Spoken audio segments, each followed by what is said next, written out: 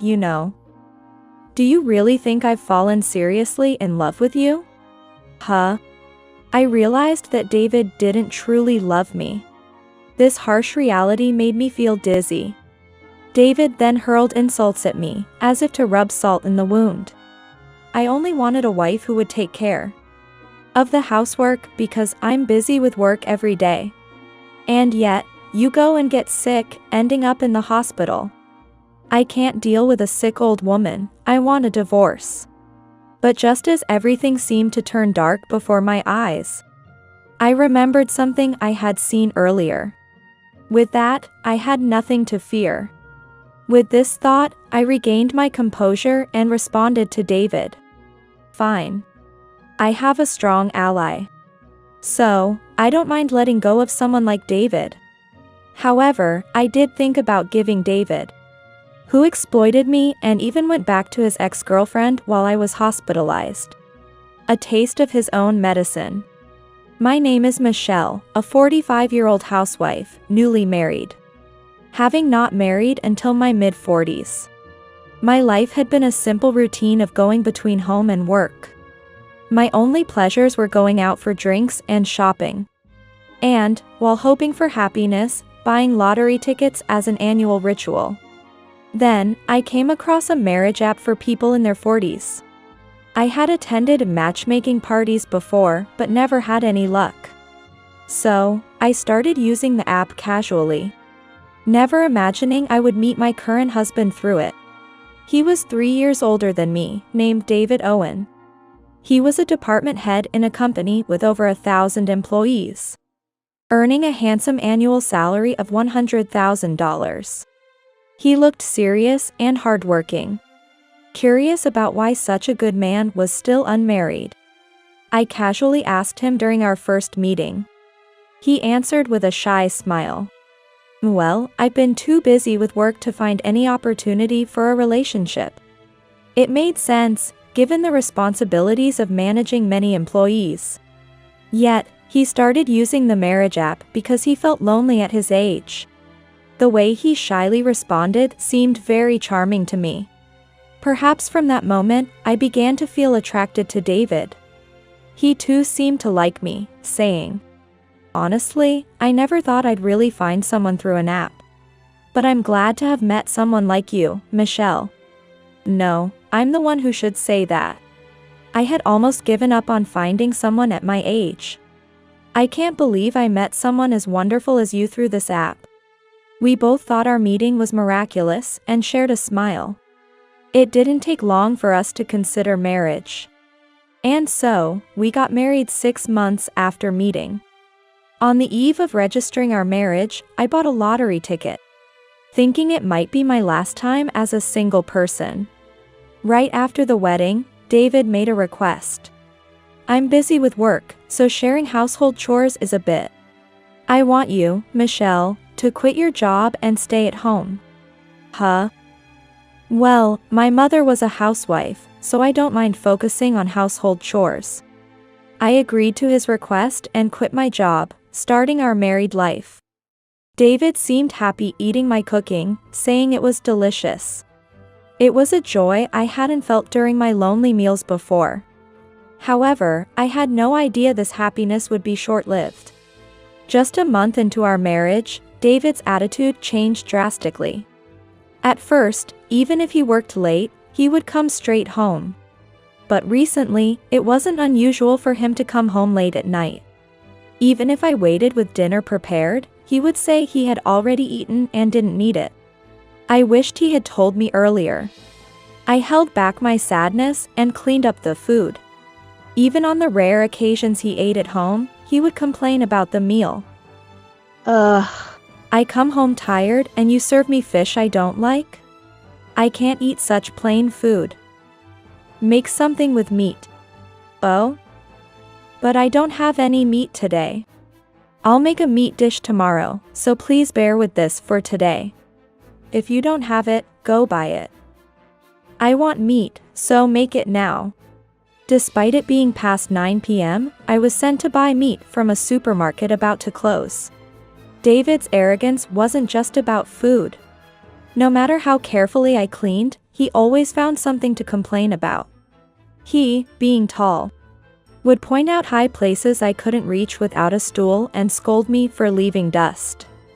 I can't reach those high places often, I'll clean them during the big cleaning. Please don't point them out all the time. But David would reply with a look of disdain. Shh. So you're going to leave dust in high places until the big cleaning? Short people really are useless. It hurt to be belittled for my height, but arguing back only led to more complaints. So I endured silently. Taking advantage of this, David complained about every household chore I did. All he did was laze around, claiming he was tired. At first, I thought he was kind and gentle, but his true nature began to show over time.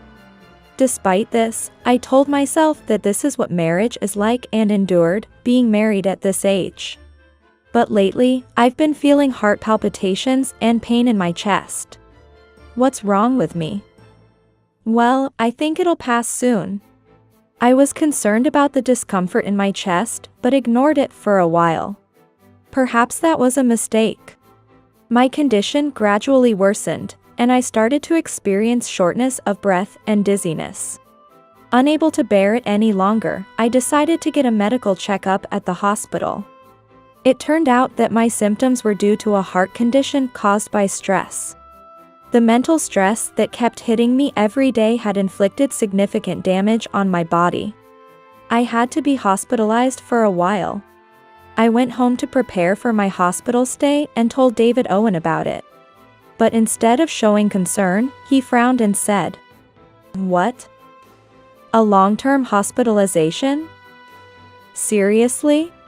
What about the housework? Who's going to do all that? I'm sorry to inconvenience you. During my hospital stay, please manage with takeout or prepared meals. There's a dryer for the laundry, and I don't think it will get too dirty if it's just you." Hey. Are you saying I have to do all the housework? That's impossible. I'm too busy for that. I'm sorry. It's just until I get discharged. I apologized in desperation, but David remained in a bad mood. Great, you can't do anything but housework. And now you're talking about hospitalization. You're really useless. Remember this when you get discharged. I started preparing for the hospitalization alone, showered with his abusive words. It felt like I was running away from the current situation. And I even felt guilty, though I knew it wasn't my fault. The next morning, David was still in a bad mood and didn't even see me off to the hospital. He just went straight to work. I had no choice but to go to the hospital alone, carrying my luggage. David never visited me during my hospital stay. I had a feeling he wouldn't, so I brought all my change of clothes with me. However, the hospital room felt very lonely without any visitors.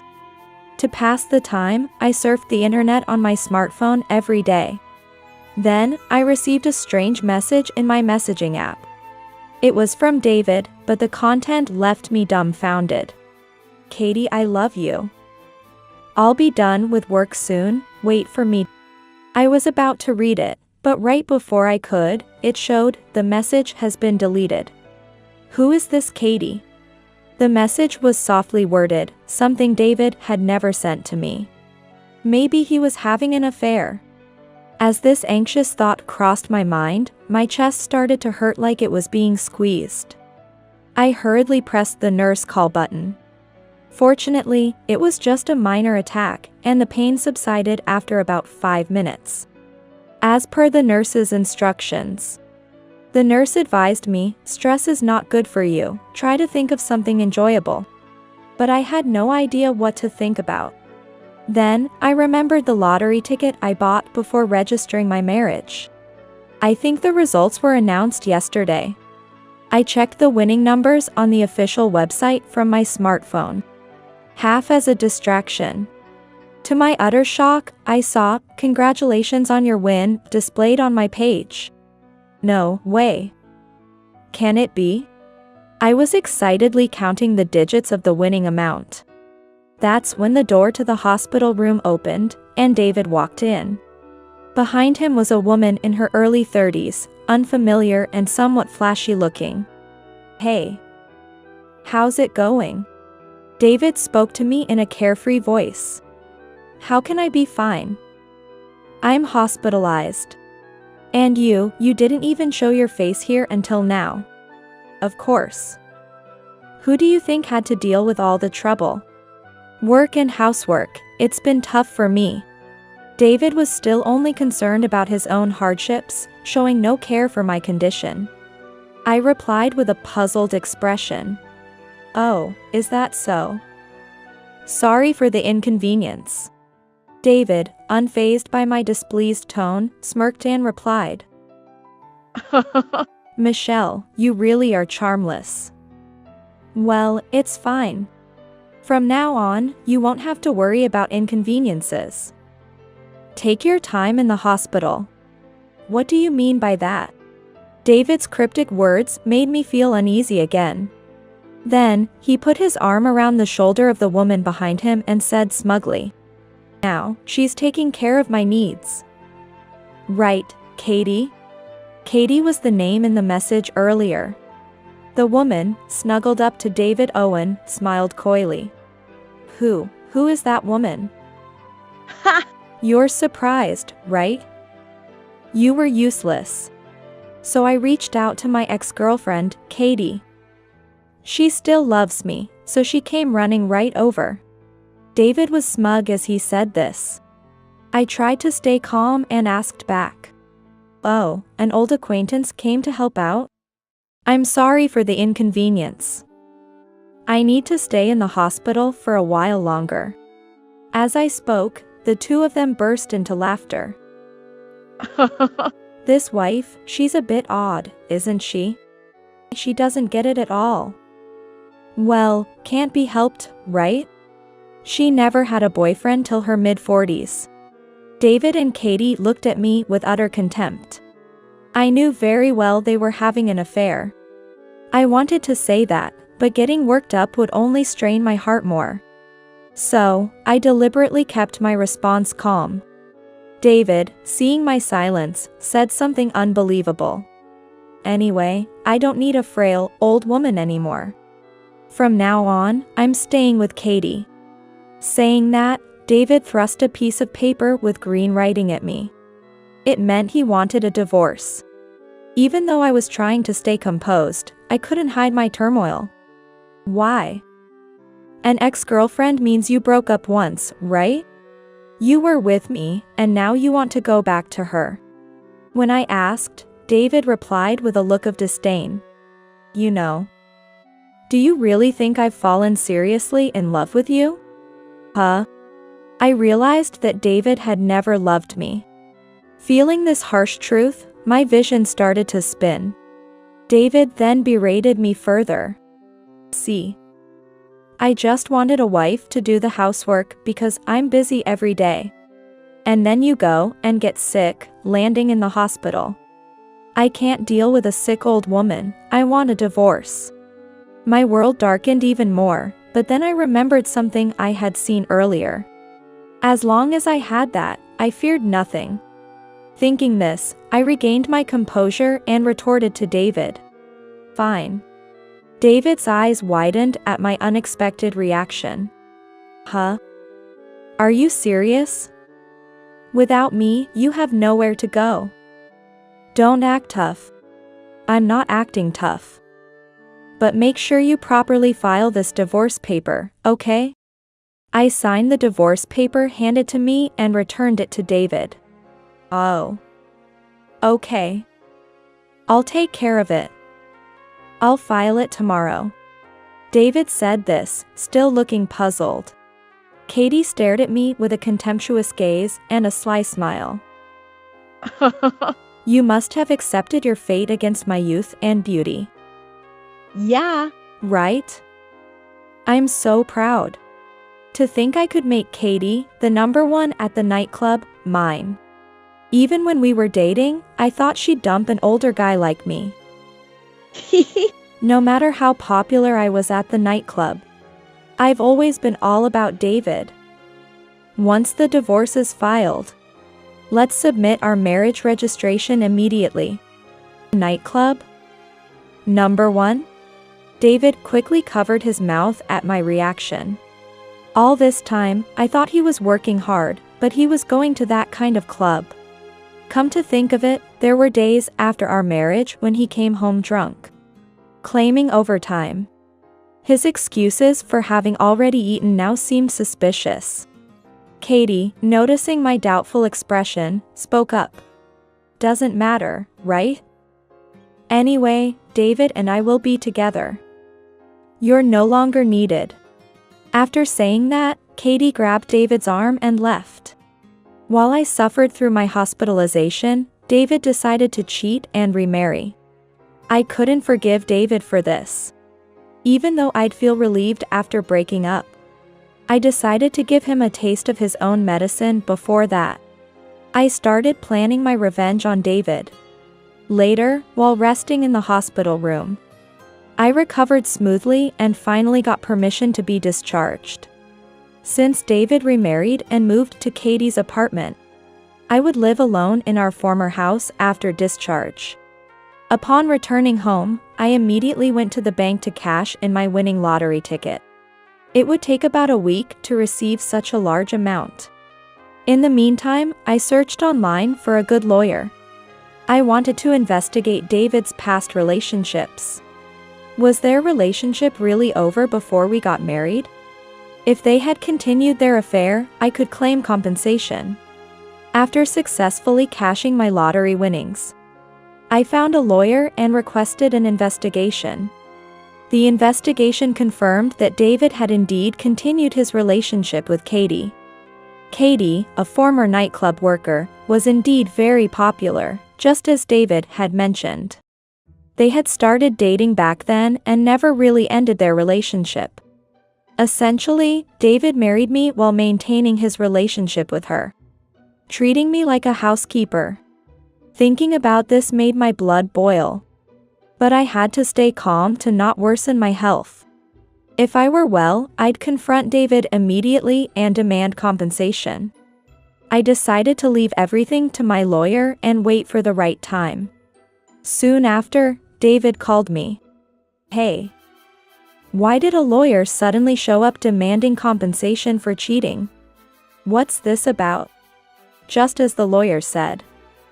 Pay up quickly, or I'm fine taking this to court. Shut up. First of all, where did you get the money to hire a lawyer? Court cases cost money too. And the hospital bills must have been no joke. David, unaware of my financial situation, tried to use it against me. But his careless words backfired. Right. Despite being married, you didn't contribute to my hospital expenses. I spoke to the lawyer, and apparently, I can claim those costs from you too. David's careless remark turned the tables in my favor. David didn't say anything back, possibly thinking I messed up. From the other end of the phone, I could hear a woman's voice saying, "Let me listen for a bit." It was likely Katie eavesdropped on the conversation. Hey. Do you even have the right to claim compensation? You got sick on your own and left your husband hanging. I was the one who took care of him, so if anyone should pay compensation, it's you. Right. Exactly. David, bolstered by Katie's presence, regained his confidence. But I calmly replied, "Oh? Didn't the lawyer tell you? They've already investigated that David continued his relationship with Katie after we were married. I hired a competent lawyer, so there's no escaping this. Stop bluffing. You keep saying this, but you don't have that kind of money." That's right. Despite your high income, you only gave me a monthly allowance of $1,700. I had to manage the rent, utilities, and groceries with that. Maybe that's worth claiming for compensation too. David had always been unfair to me. So, whatever he said only dug his grave deeper. A court case would clearly be in my favor. Keeping a meticulous record on the household budget app would serve as evidence. David still thought I was just bluffing. A competent lawyer, huh? That's a lie. Your lawyer can't be that great. Anyway, I won't be fooled. So, I sent him the link to the law firm I found online. This is the law firm I hired. You got their business card, right? The lawyer's photo was on the website. David must have been shocked to see it. This is a famous law firm, isn't it? Where did you get the money to hire them? Hearing David's flustered voice, I figured it was time to reveal the truth. Actually, I won $5 million in this year's lottery, including the consecutive numbers prize. What? My revelation stunned David and Katie. No way. I never heard about you buying lottery tickets. I bought them with the money I earned before we got married. I didn't think I needed to report every little thing, did I? There was silence for a while, then David spoke in a panicked tone. You're home right now, right? I'm coming over, wait for me. What could David possibly want now? 20 minutes later, David arrived alone at my house, surprisingly with a cheerful demeanor. Michelle. I came to talk about dividing the assets. Huh? Dividing assets? David. When he came over looking pleased, I wondered what he could possibly be thinking. But really, I was speechless at the absurdity of what he said. Yeah, you bought the lottery ticket before marriage. But you cashed it after we were married, right? Then, as your husband, I should be entitled to half of it, right? Sorry, but that's impossible. I cashed it after our divorce was finalized. And the cause of our divorce was your infidelity. Don't say that. We were once married, so please. Even just a quarter would be fine. David said this while pleading with his hands together. I firmly rebutted his convenient proposal. No way. Not only will I not divide any property, but I also need to receive compensation from you. Well, about that. David seemed to be desperately thinking of something in his favor. Listen. The truth is, I was deceived by that woman. She was only interested in my job and came to me for that reason. She's a night worker, so she has lots of clients, and I think she might be involved with other men too. So what? What are you trying to say?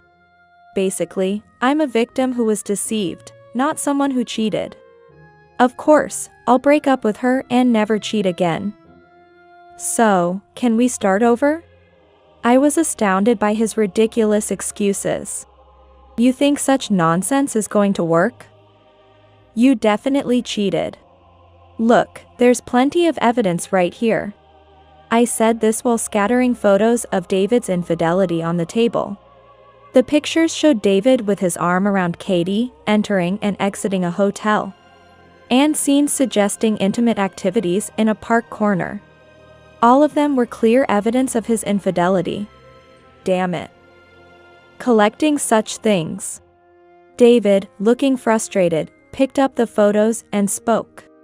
Then, to add insult to injury, Katie appeared. Apparently, she had followed David but had been hiding in the shadows to observe the situation. Hey, David. Who are you calling a deceiver?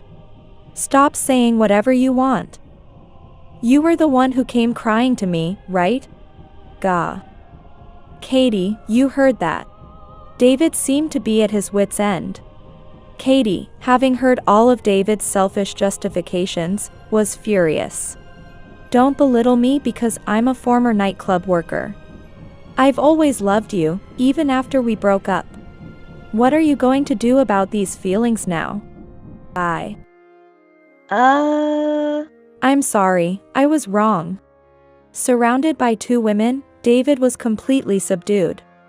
I was so happy when David came to rely on me.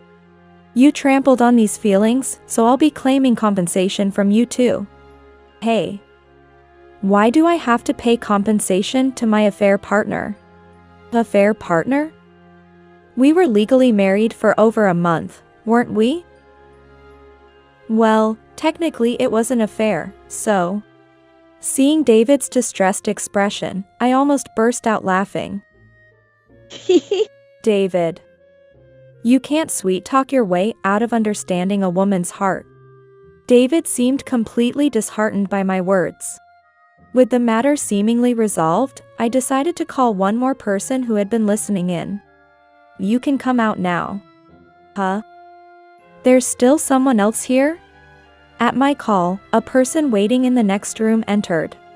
Hello. I've heard everything. You're the lawyer from that time. Yes, this lawyer had told me to contact him anytime if something happened. So, when David said he was coming to my house, I immediately contacted him. The lawyer had quietly entered the house through the back door and waited in the next room. Mr. Owen. As Michelle told you earlier, you have no rights to property division. Regarding the compensation, considering Katie's involvement, we will re-evaluate that matter. Hearing this from the lawyer, David was left gaping, in a daze. With everything resolved, I finally felt relieved. Afterwards, I received compensation from David Owen. And we settled the property division by splitting his income during our marriage. David is now divorced from Katie and seems to be living alone. However, David's company is a major corporation with strict rules. His affairs and successive divorces became known to his company. And it appears that he was fired. Originally, he was known for his flamboyant relationships with women, which had caught the attention of his superiors.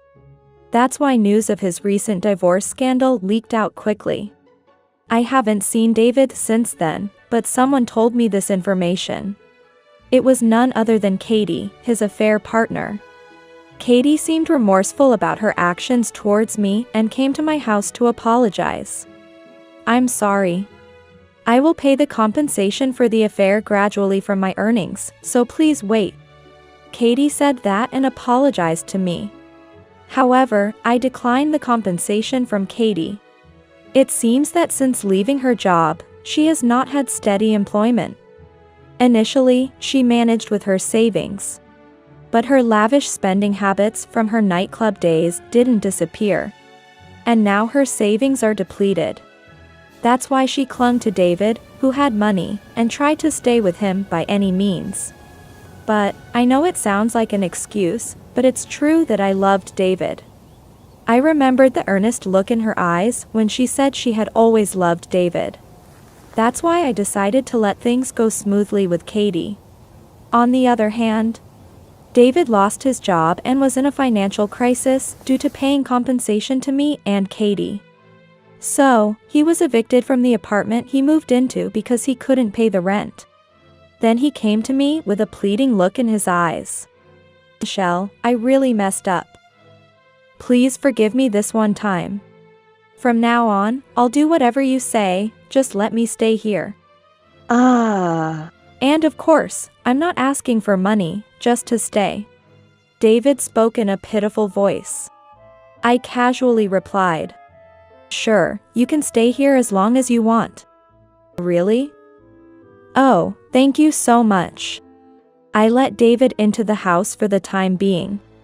But that night, while David was asleep, I packed my belongings. I had been looking for a new place to move to and had recently completed the arrangements. At dawn, when David woke up, the moving truck was already there. Hey. What's going on? Why are you packing so much stuff? Where are you going? Oh, I'm moving today. You know this house is a rental, right? So from now on, you'll have to pay the rent yourself. It's $1,000 per month. What? I can't afford that right now. You tricked me. I haven't tricked you. I just said you could stay here as long as you want. So, Good luck with the rent. Bye. Bye. I left the house, saying that. Since then, I've canceled my cell phone and made sure David can't contact me. Of course, I didn't give him my new address. Sometime later, I happened to meet the landlord of the house where David and I used to live together. When I asked about David, it seems he left because he couldn't pay the rent. Where he went is unknown to anyone. Well, I've left David to his own devices, and am now living a luxurious life in my dream high-rise condo. The window offers a panoramic view of the city, truly a prime location. As for my health, I've completely recovered from the stress of being apart from David. The high-rise condo has a fitness room on the first floor, so I can exercise every day. Also, since it's pet-friendly, I've started keeping a Pomeranian, which I've always loved. From now on, this female Pomeranian named Mocha is my precious family. But even though I got $5 million from the lottery, I can't just play around. I've always liked working. So I decided to be rehired by the company I worked for before my marriage. Coincidentally, I saw a mid-career recruitment ad on a job site the day I moved. When I inquired, it turned out they were struggling to find good personnel after I left. So, when I asked to be rehired, my supervisor was delighted.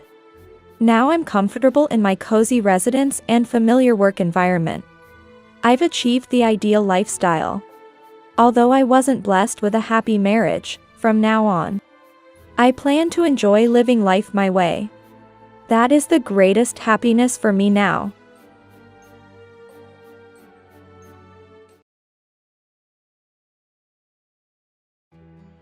Allison. I want a divorce. I see. Regardless of the reason, I can't live with someone who's had an affair. Let's get divorced right away. I printed out the divorce papers on the computer and thrust them in front of David. File it now. We'll see each other at the court. I'm sorry for hurting you. But thank you for understanding. We will be happy. When David and Sandy were about to leave, Sandy came close to me and whispered softly, "It's going to be a life of luxury from now on. Sorry for stealing David from you?" After saying that, Sandy showed a triumphant expression, linked arms with David, and left. After all the procedures were completed, Sandy stretched out and spoke to me. Finally, it's over. Well, it had to be done for me to be happy with David. Good luck living on beans, Allison. With a triumphant expression, Sandy looked down on me and laughed. I didn't respond, and David, looking puzzled, joined in the conversation. Why does it turn into a conversation about Allison being poor after divorcing me? Huh? Because you're divorcing the high-earning David. So the housewife Allison will lose her income, right? Hearing Sandy's words, David burst into laughter. What are you talking about? Poor life is on our side. My name is Allison. I'm a working housewife. My job is very busy, and I spend a lot of time away from home. David supports me by taking care of all the household chores in my place. Essentially, he's a full-time house husband. We've been married for only 3 months. Despite being newlyweds and my frequent absences, David never complains and always comforts me when I'm tired from work. I truly appreciate him. We had a harmonious marriage, but we never thought the arrival of someone would drastically change our situation. One day, when I came home, David spoke to me. "Can I invite an old friend over to our house?" "That's fine, but it's unusual for you to invite someone over. I met them after a long time recently. We had a great time and agreed to meet again. I wanted to introduce them to you." David explained the situation with a smile. Seeing his face made me smile too. "I see, thank you. I can take the next weekend off, so please ask them if they're available." "Got it. Thanks, Allison." Looking happy, David immediately started sending a message on his smartphone. I hardly ever see David angry or in a bad mood. I love David for his kind, honest nature and his carefree smile. David's old friend, named Sandy, was available the next weekend to come over. David was very fond of this person. He must be a wonderful man. I was also looking forward to meeting Sandy. Next weekend. Today, Sandy is coming to visit our house. David has been cooking various dishes since morning to entertain his childhood friend. David's cooking skills are exceptional, especially his cooking. The delicious-looking dishes were lined up on the table. Sandy would surely be pleased. Sandy seems to be nearby. I'll go pick up. Saying that, David left to pick up Sandy. Our house is in a high-rise condo, with a concierge always stationed at the entrance. First-time visitors often get confused, so we make it a point to go pick up our guests. I was excited to meet him, wondering what kind of person he would be. Then, I heard the entrance door open. Come in, please. Thank you for having me. Hearing the conversation, I was puzzled. The voice was higher than I expected for a man. When Sandy entered the living room, I was surprised. Wow, what a room! It's so luxurious.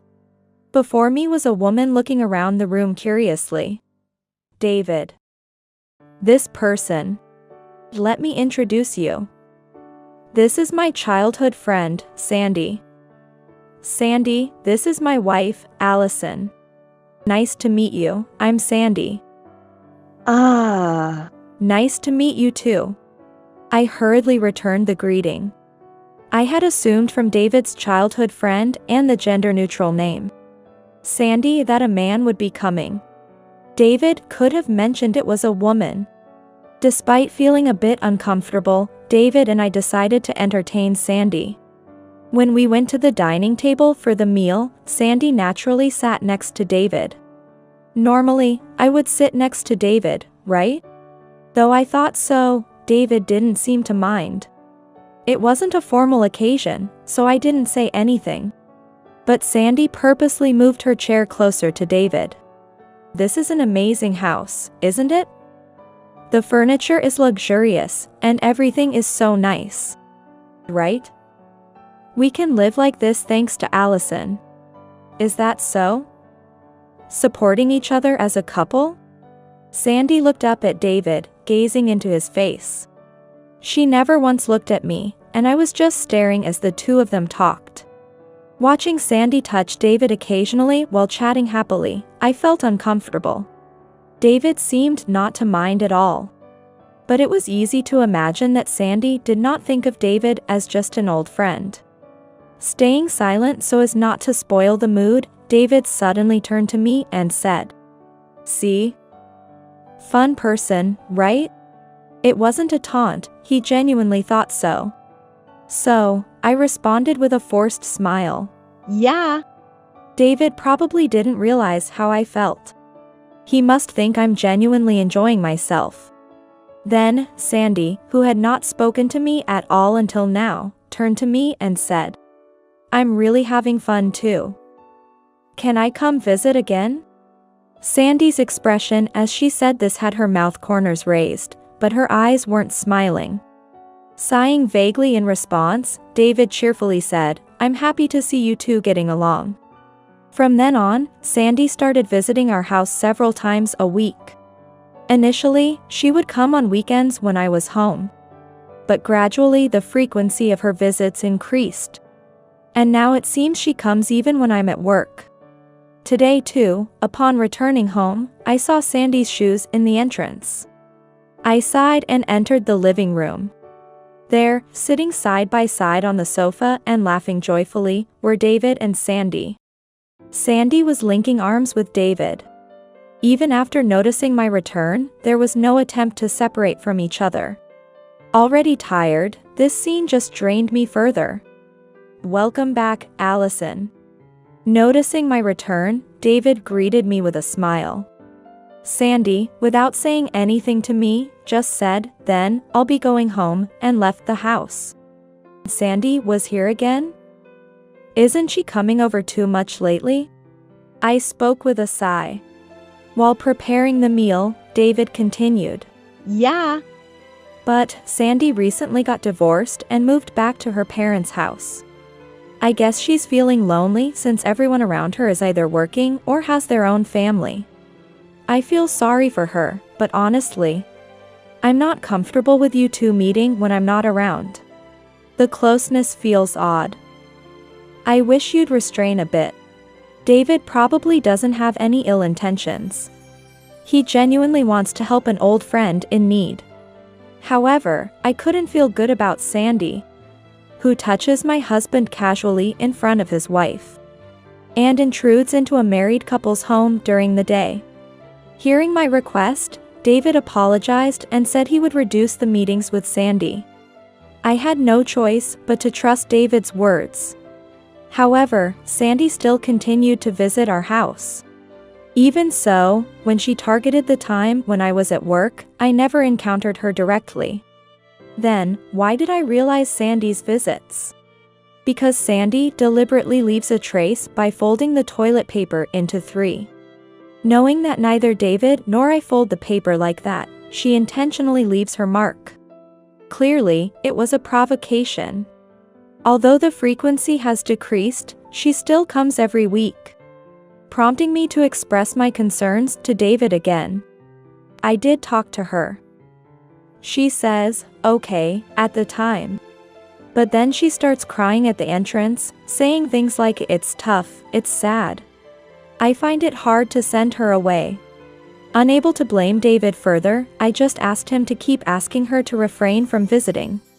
David always apologized, but the situation did not improve. About a month after Sandy's first visit, she continued to come to our house. And I was mentally exhausted. I wanted to find a way to stop Sandy's visits. With that thought, I headed to a place I wouldn't normally go alone. It was David's parents' house. Maybe there would be a clue to solve this, considering the childhood friends, including their families, might have interacted. I rang the doorbell of my in-laws' house, albeit reluctantly. I usually avoid this place for a reason. "Oh, Allison, you're alone?" "It's been a while, Mother." Seeing me alone, my mother-in-law made a blatantly displeased face. The reason was this mother-in-law. I was disliked by her. "So, what brings you here all of a sudden?" "Nothing in particular. I hadn't shown my face for a while, so I thought I'd come to greet you. Your visit doesn't make me happy at all. I could tolerate it if David was with you, but I don't want to waste my time on you alone." Being spoken to this harshly was almost refreshing. Arguing back would only make things worse. The best strategy was to smile and let it pass. Such an uncharming daughter-in-law.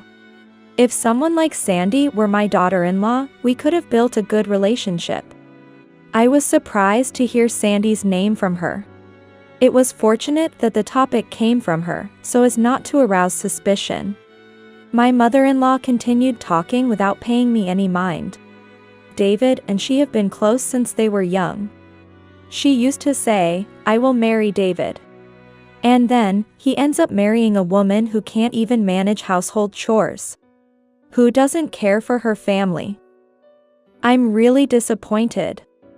I'm sorry for my shortcomings. Without making excuses, I admitted my fault. Yet, my mother-in-law kept grumbling about me, repeating, "He should have married Sandy," several times. If David and Sandy were to marry, my mother-in-law would be overjoyed. With that thought, I listened to her nagging absent-mindedly. 2 months after Sandy's first visit, her visits continued. It was around the time I became indifferent to the tri-folded toilet paper. "Allison, there's something important I need to talk about."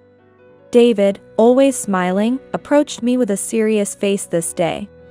The atmosphere made me tense. Yeah. "What is it?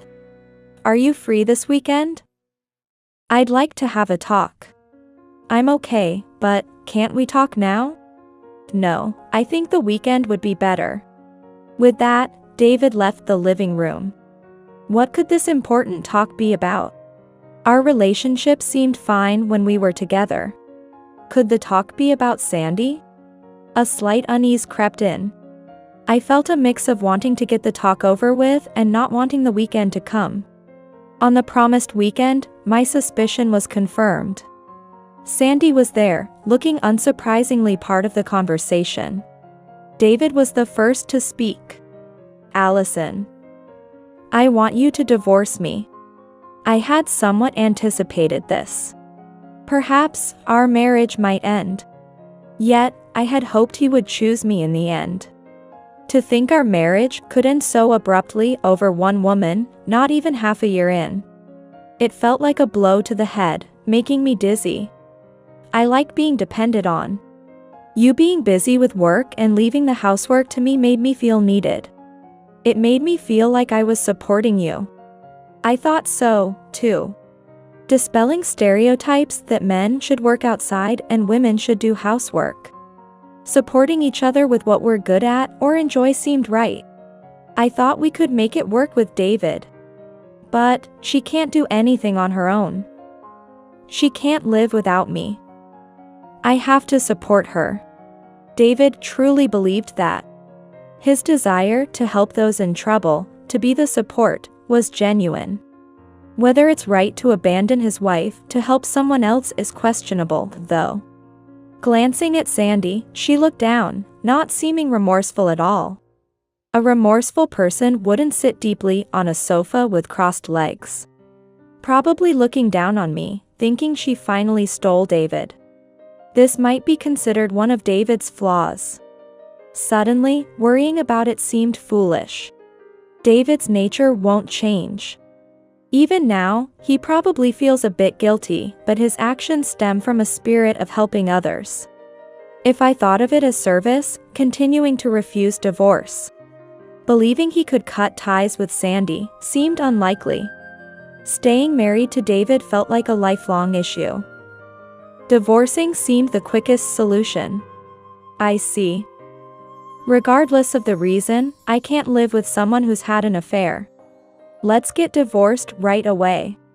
I printed out the divorce papers on the computer and thrust them in front of David. File it now. See you later at the court. David seemed taken aback by my quick action but took the divorce papers and started filling them out right there. I'm sorry for hurting you. But thank you for understanding. We will be happy. Saying so, David handed me the filled-out divorce papers. I silently accepted them. As David and Sandy were about to leave, Sandy came close to me and whispered softly, "It's going to be a life of luxury from now on. Sorry for stealing David from you?" After saying that, Sandy showed a triumphant expression, linked arms with David, and left.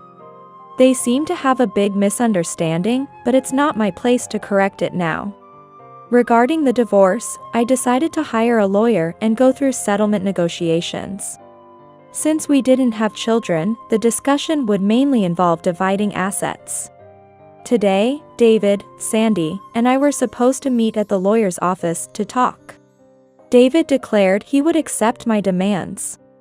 Sandy expressed dissatisfaction, but David silenced her, saying it was only natural since they hurt me. I demanded a division of assets I had a right. After settling everything, Sandy stretched and spoke to me. Finally, it's over. Well, it had to be done for me to be happy with David. Good luck living on beans, Allison. With a triumphant expression, Sandy looked down on me and laughed. I didn't respond, and David, looking puzzled, joined in the conversation. What are you talking about? Beans, what does that mean? Well, you're divorcing David, right? You'll have to live in poverty from now on. So, I thought you'd be stuck eating beans to save money, poor thing. Why does divorcing me mean Allison will be poor? Huh? Because you're divorcing the high-earning David. So the housewife Allison will lose her income, right? Hearing Sandy's words, David paused for a moment, then suddenly burst into laughter. What are you talking about? Poor life is on our side. What? Sandy looked at David and me, her eyes wide in surprise. I chose not to join the conversation. David, holding his stomach, struggled to continue speaking. I told you Allison is a CEO. I never said I was working, did I? You did say that, but I thought it was a joke. That's true. Why would I lie about that? I'm the stay-at-home husband. And Allison has been supporting us. She's the CEO of the famous ABC company. Hearing the company name, Sandy turned to me in shock. ABC company. As in the ABC company with annual sales of $1,500 million reported on the news. The famous one? You're joking, right? It's an honor you recognize me. Let me introduce myself again. I'm Allison, the CEO of ABC Company. I pulled out a business card and handed it to Sandy. Sandy took the business card slowly, looking stunned. The company name was clearly written on the card. Sandy's hands were trembling slightly. Why? David's mother said he was an elite with a high salary. How can this be? Hearing this, David looked surprised. While I thought to myself that Sandy and my mother-in-law were in cahoots. I remained silent and listened to their conversation. Why would Mom have such a misunderstanding? You've talked about this with Allison, right? But your mom said it's unthinkable for a woman to earn money. She also said a woman should do all the household chores. Calling someone who can't fulfill a wife's duties the worst, among other things. That's ridiculous. Such thinking is outdated. David sighed, seemingly disgusted by his mother's views. But I chose Sandy over Allison. It's not for the money, but for love. You understand that, right? David said this with a smile while looking at Sandy. But Sandy remained dumbfounded, not even sure if she was following the conversation. Can we consider this discussion over? You've agreed to everything, right? Yeah. This wraps up our procedures. I'm sorry for hurting you, Allison. I'll make sure not to involve myself anymore. Please do. And make sure the person over there in a daze. And your mother, stay out of my life too. Got it. We'll be leaving then. David supported a completely deflated Sandy as they left the lawyer's office. The shock of finding out her prize was actually a stay-at-home husband was immense.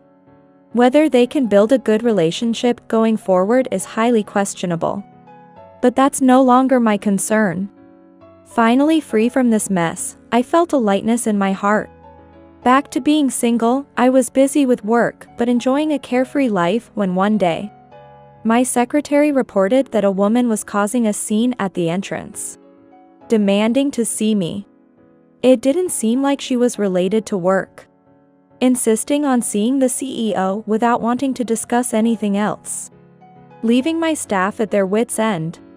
Despite a bad feeling, I instructed my secretary to bring the person to the reception room and asked to be present during the meeting. As expected, Sandy was there, huffing with desperation in her demeanor. I regretted giving her my business card that day. What brings you to my company all of a sudden? Do you realize causing a scene at the entrance is a nuisance? I don't have your contact. And trying to go to your house got me stopped by the concierge. I had no choice but to come here since I couldn't talk to you. We finished our discussion during the settlement negotiation, didn't we? I never wanted to see you again. I didn't come here because I wanted to. Sandy slammed the table, causing my secretary to grimace, but I signaled to keep calm. That's right. I came here to complain to you. Complain? Yes. You said we settled our assets, but what's with that amount? For a big company CEO, you're being stingy. Sandy was speaking rapidly, clearly desperate. I'm not being stingy. It's a fair amount.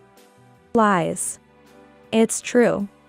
It didn't seem like she would back down easily. Despite feeling it was bothersome, I decided to explain the situation. First off, our marriage only lasted 6 months. We split my income during that period fairly. Still, why can't we live in that high-rise condo? The house and furniture. It's all marital property, isn't it? It's unfair that you're hogging it all. I was getting tired of dealing with Sandy's persistence. I explained in a subdued tone. I remember you looking around my house the first time you came, which was quite unpleasant. Indeed, if we had purchased them after getting married, they would be considered marital property, as you said. What do you mean? That tower mansion and all the furniture in the house were bought when I was single. So, everything belongs to me. There was never a chance for you to live there. Faced with one reality check after another, Sandy couldn't hide her shock, whispering faintly. I thought marrying David would give me access to wealth, the condo, and luxurious furniture. All of it.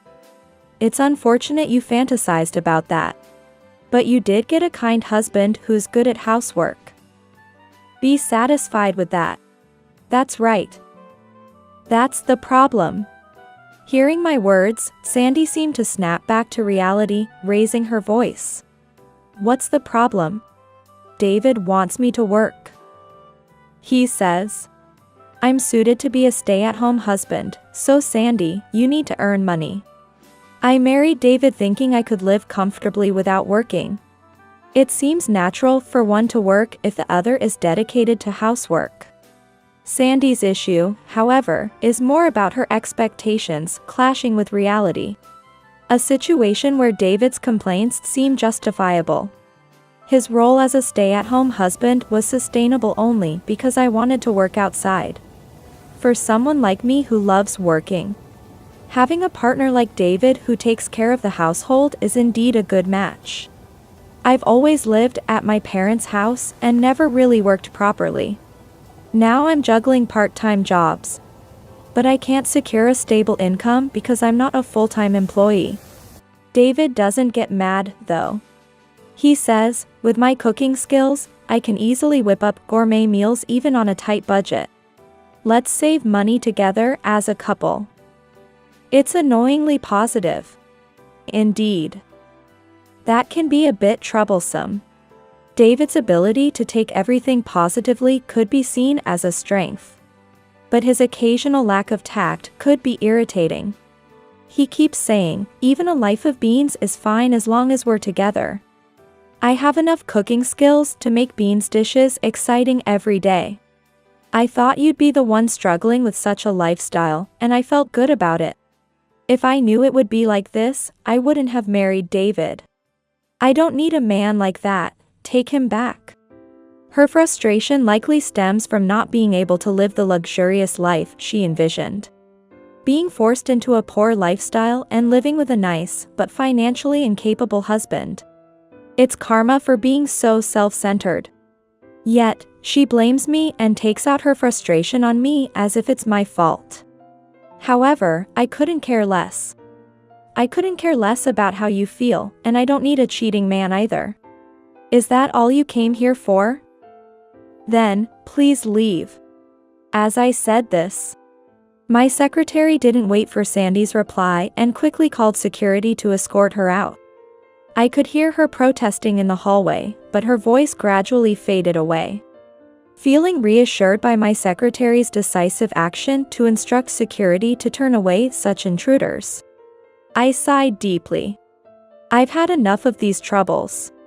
Since then, there hadn't been any more attacks from Sandy, and I was enjoying peaceful days at work. One day, as I was leaving the office without having to work late, someone suddenly grabbed my arm. Shocked and unable to speak, I fearfully looked to see my mother-in-law glaring at me with fury. There you are. I've been waiting for hours, and you never showed up. How dare you didn't let your mother-in-law into your home and instead turn her away? What kind of nerve do you have?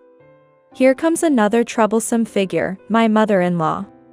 I had forgotten there was one more annoying person to deal with. The sheer persistence of waiting for me to leave work sent shivers down my spine. I responded firmly, hiding my unease. David and I are divorced, so we're strangers now. I have no reason to let unrelated people into my home. I've made it clear to the building landlord that only those I approve can enter. You're so insolent. Respect your elders. She shrieked in a pitch I had never heard before, which was incredibly unpleasant. I would, if there was anything about you worth respecting. But there isn't. Now, why are you ambushing me? What do you want? Ambush sounds so negative. I came all this way because I have something important to say to you. I didn't ask for it. I wanted to run away from this situation immediately. But I knew avoiding her might lead to more ambushes. I didn't want to encounter this person again. So I decided to hear her out, planning to end this once and for all. Why didn't you honestly tell me David wasn't working? It's your fault I'm in this mess now because you deceived me.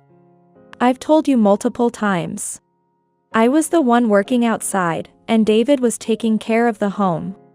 You're the one who always called me a liar or ignored me. Blaming me for her own misunderstandings was inconvenient.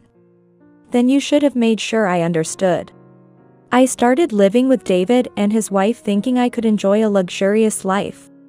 But the house isn't a high-rise condo, and it's beans every day. I can't take it anymore. So, you were also after the money. Like Sandy, you suffer because you rely on others' wealth. Shut up. It's all your fault I'm suffering like this. You should pay for my living expenses for the rest of my life. That's absurd. There's no way that's going to happen. Didn't your husband work?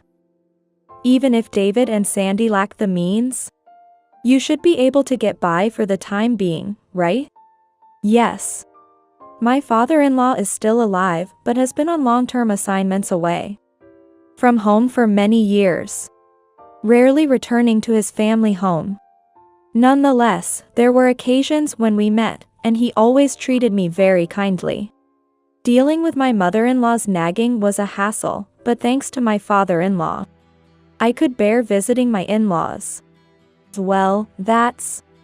She responded hesitantly. The last time your father came home, he found out about David's remarriage to Sandy, and he divorced me.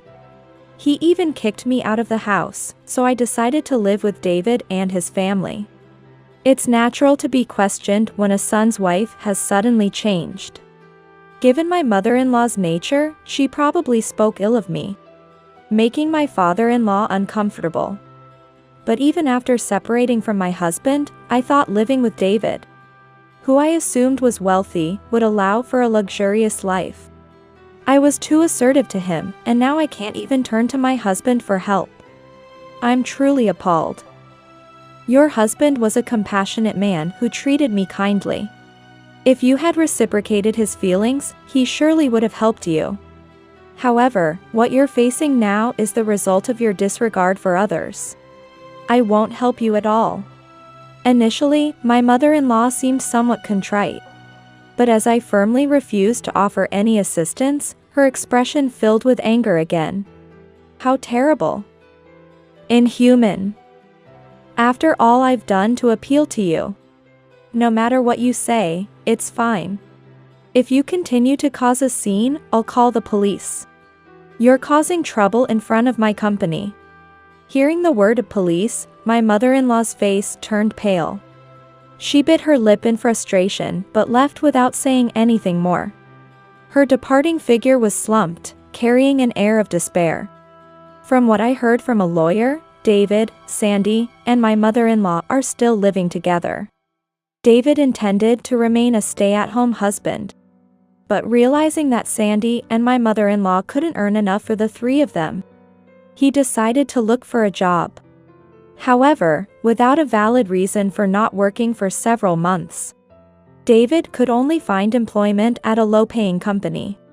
Ultimately, David's salary alone wasn't enough, and Sandy and my mother-in-law had to take up part-time jobs to barely make ends meet.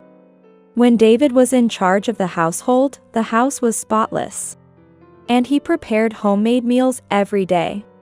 Now, with everyone working, the house is a mess, meals are mostly pre-made, and arguments have increased. Meanwhile, I was living a comfortable life. I could hire a cleaning service to keep my house tidy, and there were plenty of delicious options for dining out or delivery. I actually enjoy cooking when I have the time. Occasionally cooking for a change of pace isn't bad at all. I was enjoying my carefree solo living. As for work, a company that I started dealing with turned out to be my father-in-law's employer, allowing me to meet him again. Allison, I'm truly sorry. My foolish ex-wife and son have hurt you. No amount of apologies can suffice. He apologized to me, but there was nothing wrong on his part in this situation. Please don't apologize. Though we're no longer family, I hope we can still have a good relationship moving forward. With a slight smile, my father-in-law thanked me. I've had enough of relationships for a while. For now, I'm focused on dedicating myself to work.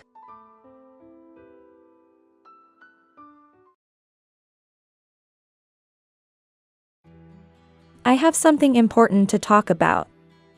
Listen to me. What? You did say you had things to talk about when you got home, right? Yeah. I want us to get divorced. What? Why all of a sudden? This is too sudden and unilateral, isn't it? While undergoing treatment for cervical cancer, my husband suddenly demanded a divorce. I was in a state of panic, unable to understand the reason for his sudden decision. Although he did explain the reason for the divorce, it was utterly unreasonable. I've found someone I love more than you. Please understand. It seems my husband intends to leave me for a 19-year-old woman. I don't mind getting divorced. However, divorce is not something that can be done as easily as saying goodbye in a relationship. I understand what you're thinking. But you can't just decide on divorce right now, can you?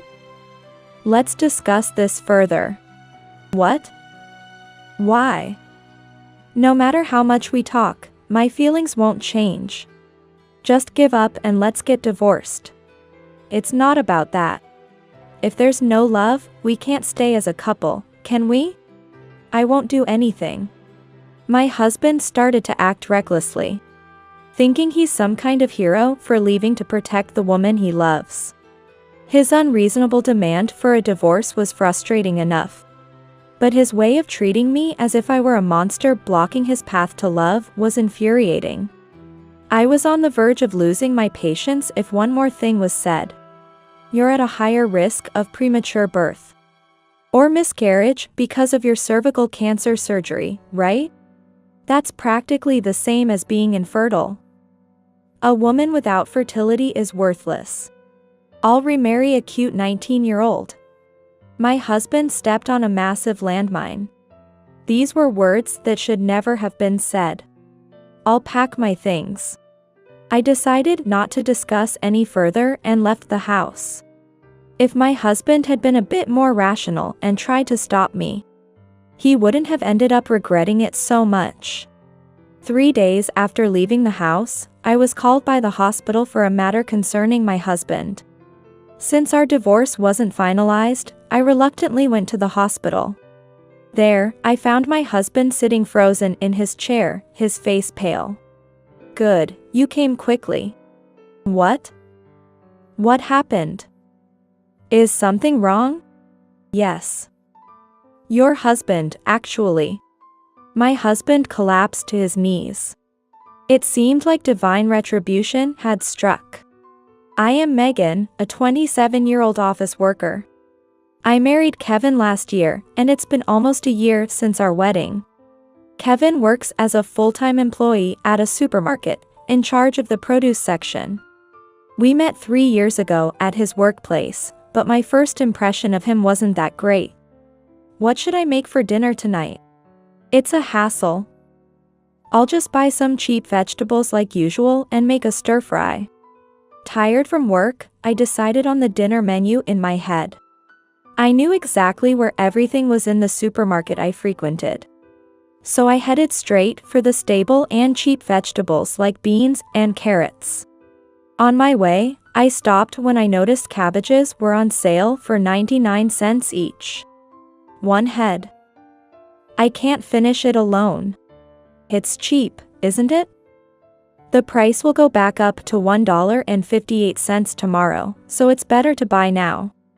Cabbage has vitamin C, which is good for your skin.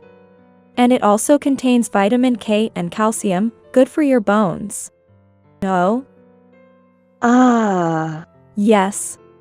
I wasn't expecting to be approached by a staff member at the supermarket. And I was startled when Kevin suddenly spoke to me from behind. Without regard for my confusion, he continued to extol the virtues of cabbage as if he were a clothing store clerk.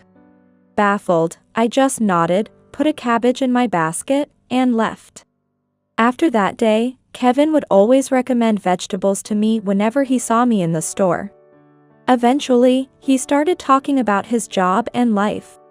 And then he started asking about mine, leading to him asking me out for a meal.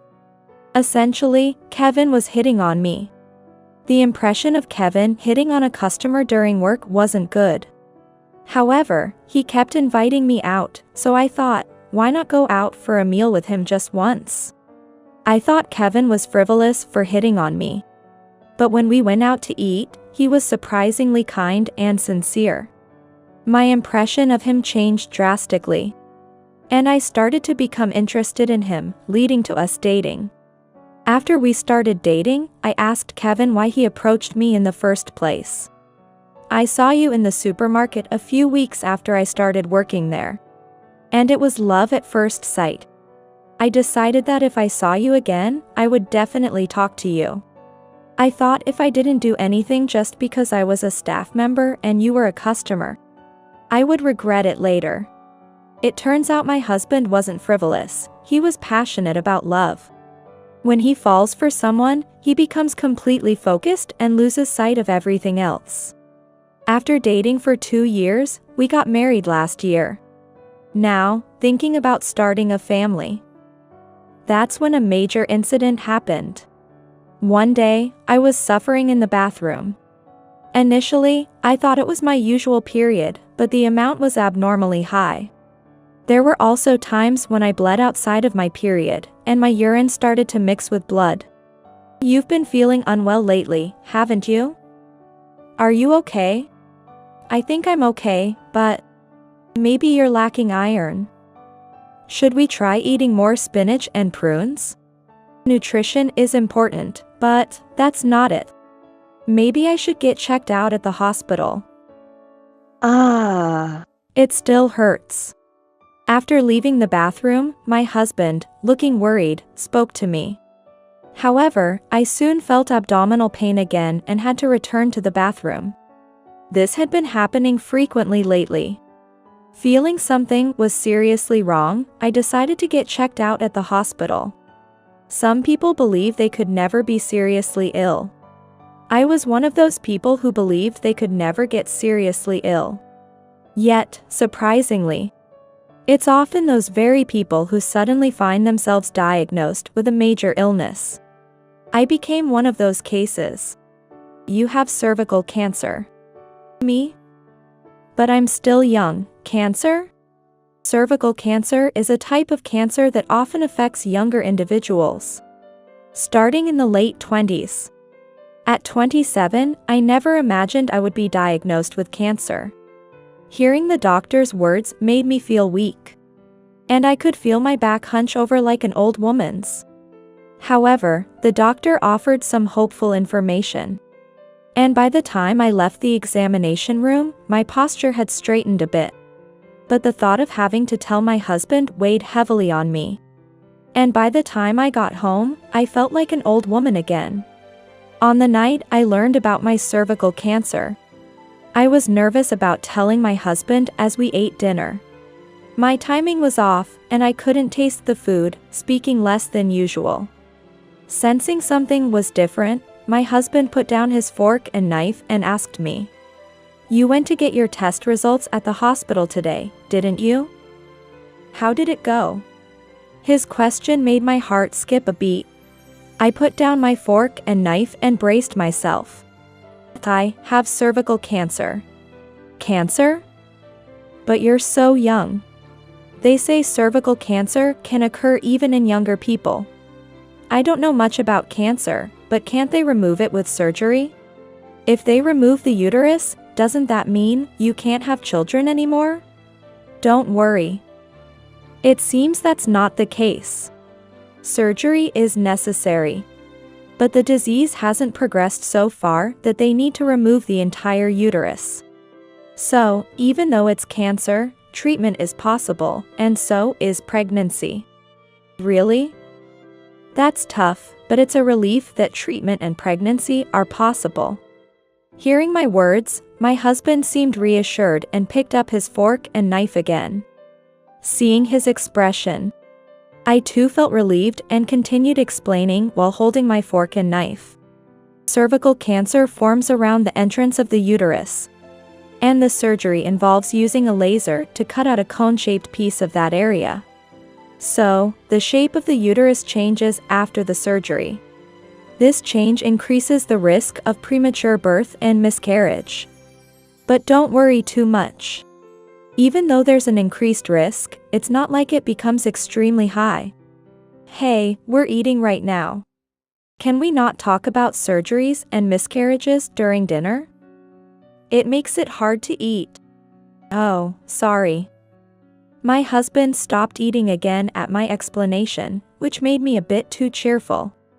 I decided to continue eating silently, but the tension was gone from my expression.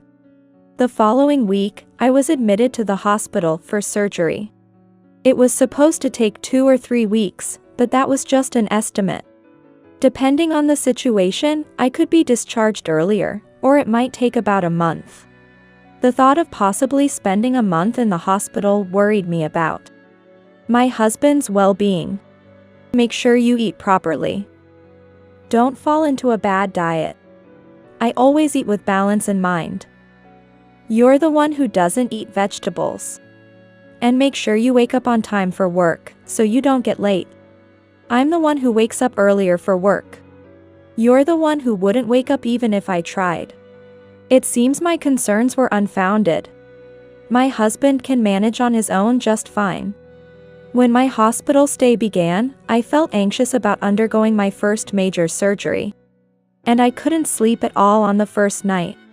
Perhaps sensing my anxiety, my husband visited me the next day and avoided any talk of illness or surgery. This time of year, we get a lot of new student workers. A college guy started in the produce section. And 3 students joined the cashiers, or was one of them a freelancer? I don't remember since I don't go to the cashier section much. Maybe I'll check next time. Didn't you say the new workers usually quit soon? Hopefully, they stick around this time. That's the seafood section.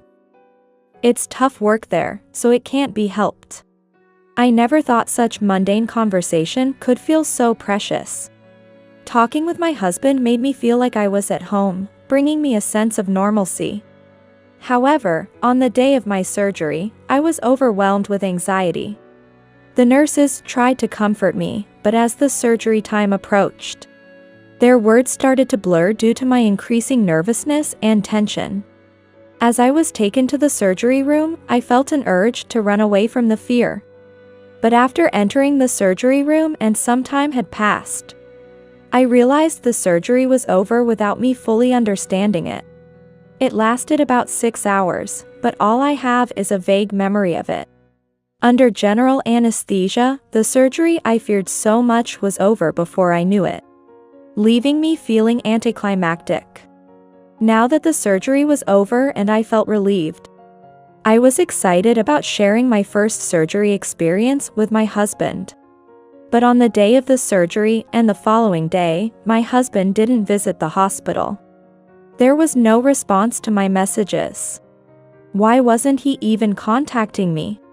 5 days after the surgery, just as I was starting to feel upset, my husband finally visited the hospital. "How are you feeling? You seem a lot better than I thought. Do you know how many days it's been since the surgery? You haven't replied to any of my messages. Sorry about that. I'm alone at home now, so I have to handle work and everything at home. I planned to contact you, but I always ended up falling asleep. Well, it's okay. Recovery is going well, and it looks like I won't be in the hospital for a month. That's good to hear. Are you eating properly? After surgery, your body is weak, so it's good to eat soft, leafy vegetables like Napa cabbage and cabbage, which are rich in water. Make sure you eat those. I eat what the hospital serves, so there's not much I can do about it." I had planned to unleash all my frustrations on my husband, but his words reminded me of the inconvenience I was causing him, and I couldn't bring myself to be too harsh. While my husband is capable of living on his own, it doesn't mean he isn't burdened. This made me even more eager to be discharged as soon as possible. Yet, my husband stopped visiting me again after that. Despite my messages, he still didn't reply. I understood he was busy with work and home, but it had been over a week without any response from him. "How are you feeling? Is discharge still a while off? Hold on. I understand that work is busy and managing things at home is tough, but isn't it too much to not hear from you for over a week? Well, it seems like I'm not feeling well. Where? You look perfectly fine to me. It's not like I'm feeling sick or anything." My husband began to fidget and hold his lower body as if he was trying to hold in the urge to go to the bathroom. He seemed uncomfortable, which made me curious about what he was referring to, so I asked directly, "Why are you holding there? Did something happen?" "Well, it looks like I've developed some kind of rash." Is that because?" I wondered if he had caught some disease, looking suspiciously at my husband.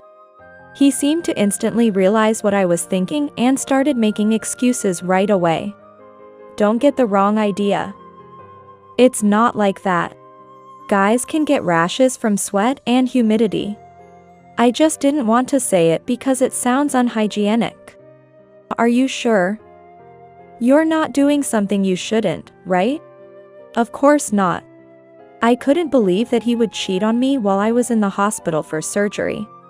So, I decided to trust what my husband said. I'll trust what you say, but you should see a doctor just to be safe." "It's fine. It's just skin, right? If I improve my protein metabolism with vitamin B6, the rash will go away. I'll just eat some bananas and stay quiet." "No, you need to see a doctor." "No way. It's embarrassing to have someone look down there." My husband fidgeted again, holding his lower body as if the itch was unbearable. Although I think he should see a doctor, I don't understand much about men's issues. If my husband says it's fine, then it must be fine. Not wanting to talk about private issues in the hospital, I decided not to bring up the topic anymore. Another week passed. Again, there was no word from my husband, and the next time he came to the hospital was just before I was discharged. "Hey, I've come to pick you up." "Oh, are you the doctor? Thank you for taking care of my wife." As I was getting an explanation about future care from the doctor, my husband arrived. He hadn't been around to see how I was doing, so I thought it was a good opportunity for some payback. "Doctor, listen to this. My husband has a rash down there, And I've been asking him to see a doctor, but he's too embarrassed to go. He thinks he can cure it by eating vegetables. Hey, let's not talk about that now. A rash? That does sound concerning. What does it look like? At first it was just like sweat rash. But recently it got worse, started to bump up, and looks a bit like cauliflower, should I say? You should get that checked immediately. See, the doctor says so. Let's get you checked out now. Today's the day my wife is being discharged. And we have a lot to talk about at home. I'll get it checked tomorrow or after. Make sure you do. It's important to get it looked at as soon as possible. With the doctor insisting, my husband had no choice but to agree to visit the hospital. Despite how embarrassing he found it. I felt a bit embarrassed for bringing it up in front of the doctor. But my husband must have felt much worse. Serves him right. Feeling somewhat vindicated, I left the hospital with my husband. It had been about 3 weeks since I was admitted. But it felt like I hadn't been home in much longer. Excited to be back, I energetically flopped down onto the living room sofa, my usual spot. Instead of sitting next to me, my husband sat across from me, at the other side of the table. Megan, there's something important I need to tell you. Please listen. What? You did say we had things to talk about when I got home, right? Yeah. I want us to get divorced. What? Why all of a sudden? Despite having just finished surgery and facing ongoing treatment, my husband dropped a massive bombshell. I was stunned, unable to respond after hearing such unexpected words from him. My husband continued to explain to clear up my confusion. Remember I mentioned a new cashier started? I've fallen in love with her. It happened while you were in the hospital. So I decided to tell you once you were discharged. I thought it might affect your recovery if I told you earlier. This is too sudden and unilateral, isn't it? It's not like I did something wrong, right? No, you didn't do anything wrong. It's just that I've found someone I love more than you. Please understand. Feeling dizzy with his words. I knew my husband was passionate and tended to be single-minded when in love. But I never expected this to apply even after marriage. This new cashier started around the time I was admitted, right? So, you were having an affair with her? That's why you didn't visit me in the hospital.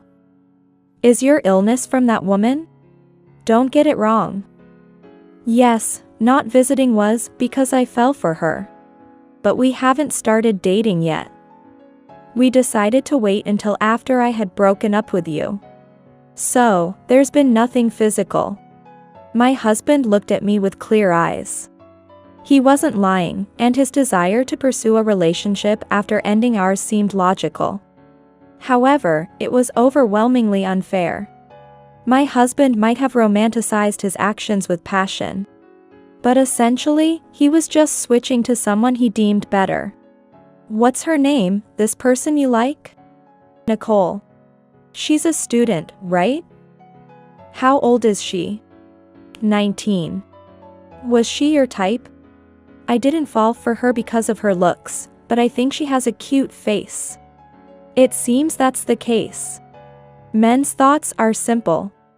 Younger and cuter is better. Looking at his passionate and straightforward nature from a distance. I wonder if it's always been this off-putting. I'm embarrassed by how happy I used to feel about my husband's passionate love. I'm fine with divorcing a husband who justifies his sleazy actions as a romantic runaway. However, divorce isn't as simple as saying goodbye, like in a romance. There's a lot that needs to be discussed. I understand your point. But you can't just decide on divorce right now, can you? Let's talk this through. What? Why? No matter how much we talk, my feelings won't change. Just give up and let's get divorced. It's not about that. Divorce isn't something you can just do easily, right? If there's no love, we can't stay as a couple, can we? You're not planning to do something to Nicole, are you? I won't do anything. Well, maybe she'll need to be involved in the discussion at some point. I see, you were gathering information like her name and age to harm her. His eyes are as clear as ever. He must think he's become some kind of hero protecting the one he loves. Already irritated by the unreasonable demand for a divorce. His way of treating me like a monster blocking his path to love was infuriating. I was sure that if he said one more irritating thing, I wouldn't be able to hold back. You're at a higher risk of premature birth. Or miscarriage because of your cervical cancer surgery, right? That's practically the same as being infertile. A woman without fertility is worthless. I'll remarry a cute 19-year-old. Nicole can have children without any problems. He stepped on a massive landmine. These were words that should never have been said. I'll pack my things. I decided not to discuss any further and left the house. If he had been a bit more rational and tried to stop me, he wouldn't have ended up regretting it so much. 3 days after leaving the house, the divorce was still in process. But preparations were steadily progressing. It seemed likely that the divorce would be finalized smoothly. That was the expectation, but a phone call from the hospital changed the situation. Expecting the call to be about my health, I answered. Only to be told that they needed to talk about my husband. And asked me to come to the hospital immediately. The hospital didn't know about our ongoing divorce. Perhaps they called my cell phone because I hadn't answered the home phone. Though I thought I might not need to go, since we were still technically married. I reluctantly decided to head to the hospital. Good, you came quickly. What? What happened? Is there something wrong? At the hospital, my husband sat frozen in his chair, his face pale. Having been in a similar situation myself, I had an idea of what this meant. It was likely a serious illness had been discovered. Does my husband have a serious illness? Yes.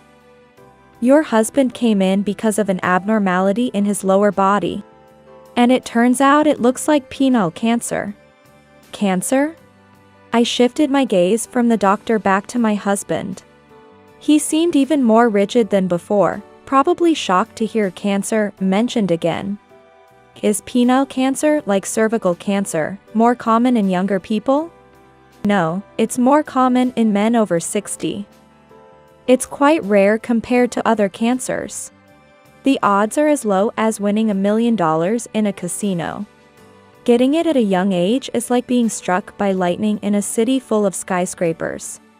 Extremely unlikely. I see. Knowing my husband had drawn such an unlucky lot made me involuntarily smile. Even though I knew I shouldn't find the situation amusing. So rare to get such a cancer. What's the cause? It's hard to say definitively, but human papillomavirus is a common factor. That's the same as? Yes, it's the same virus that can cause cervical cancer.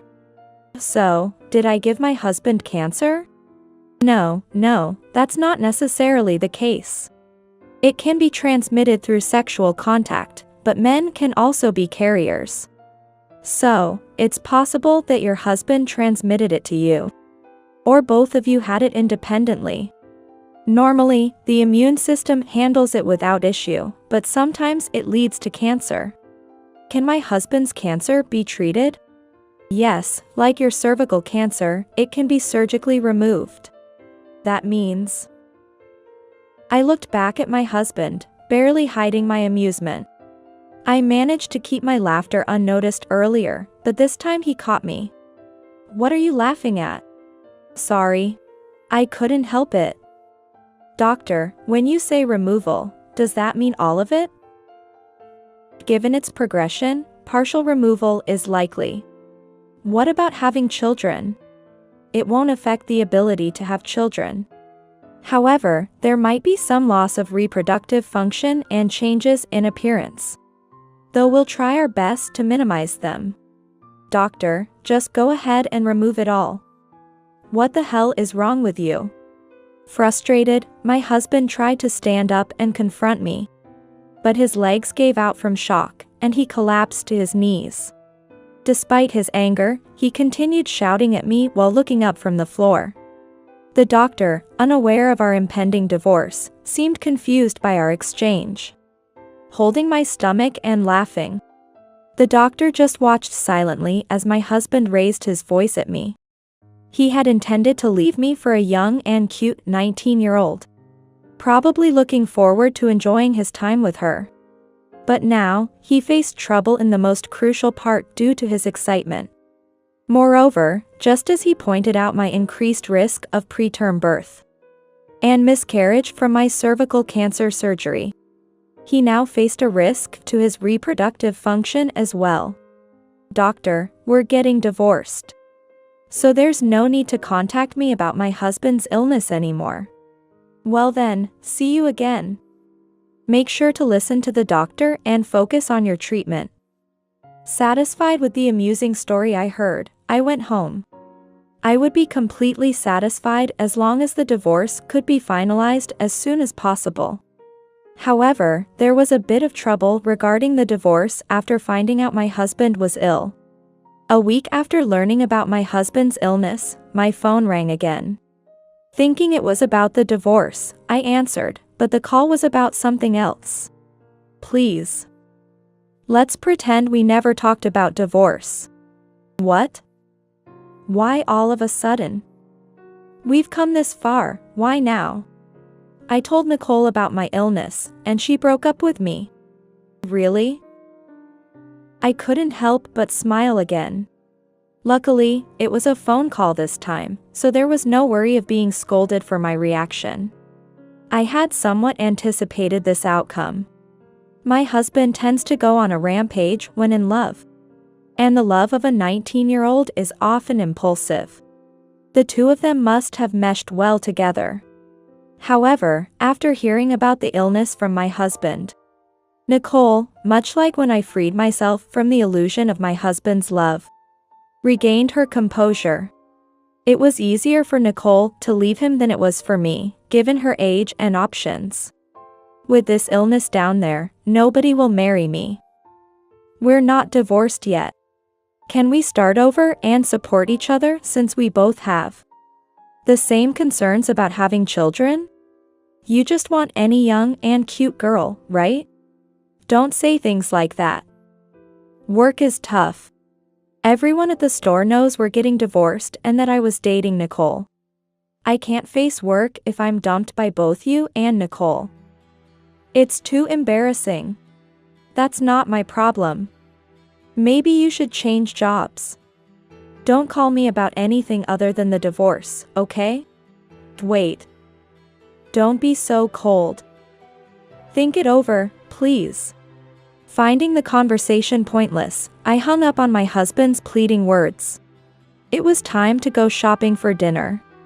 I decided to go to a supermarket that wasn't where my husband worked. Eventually, our divorce was finalized.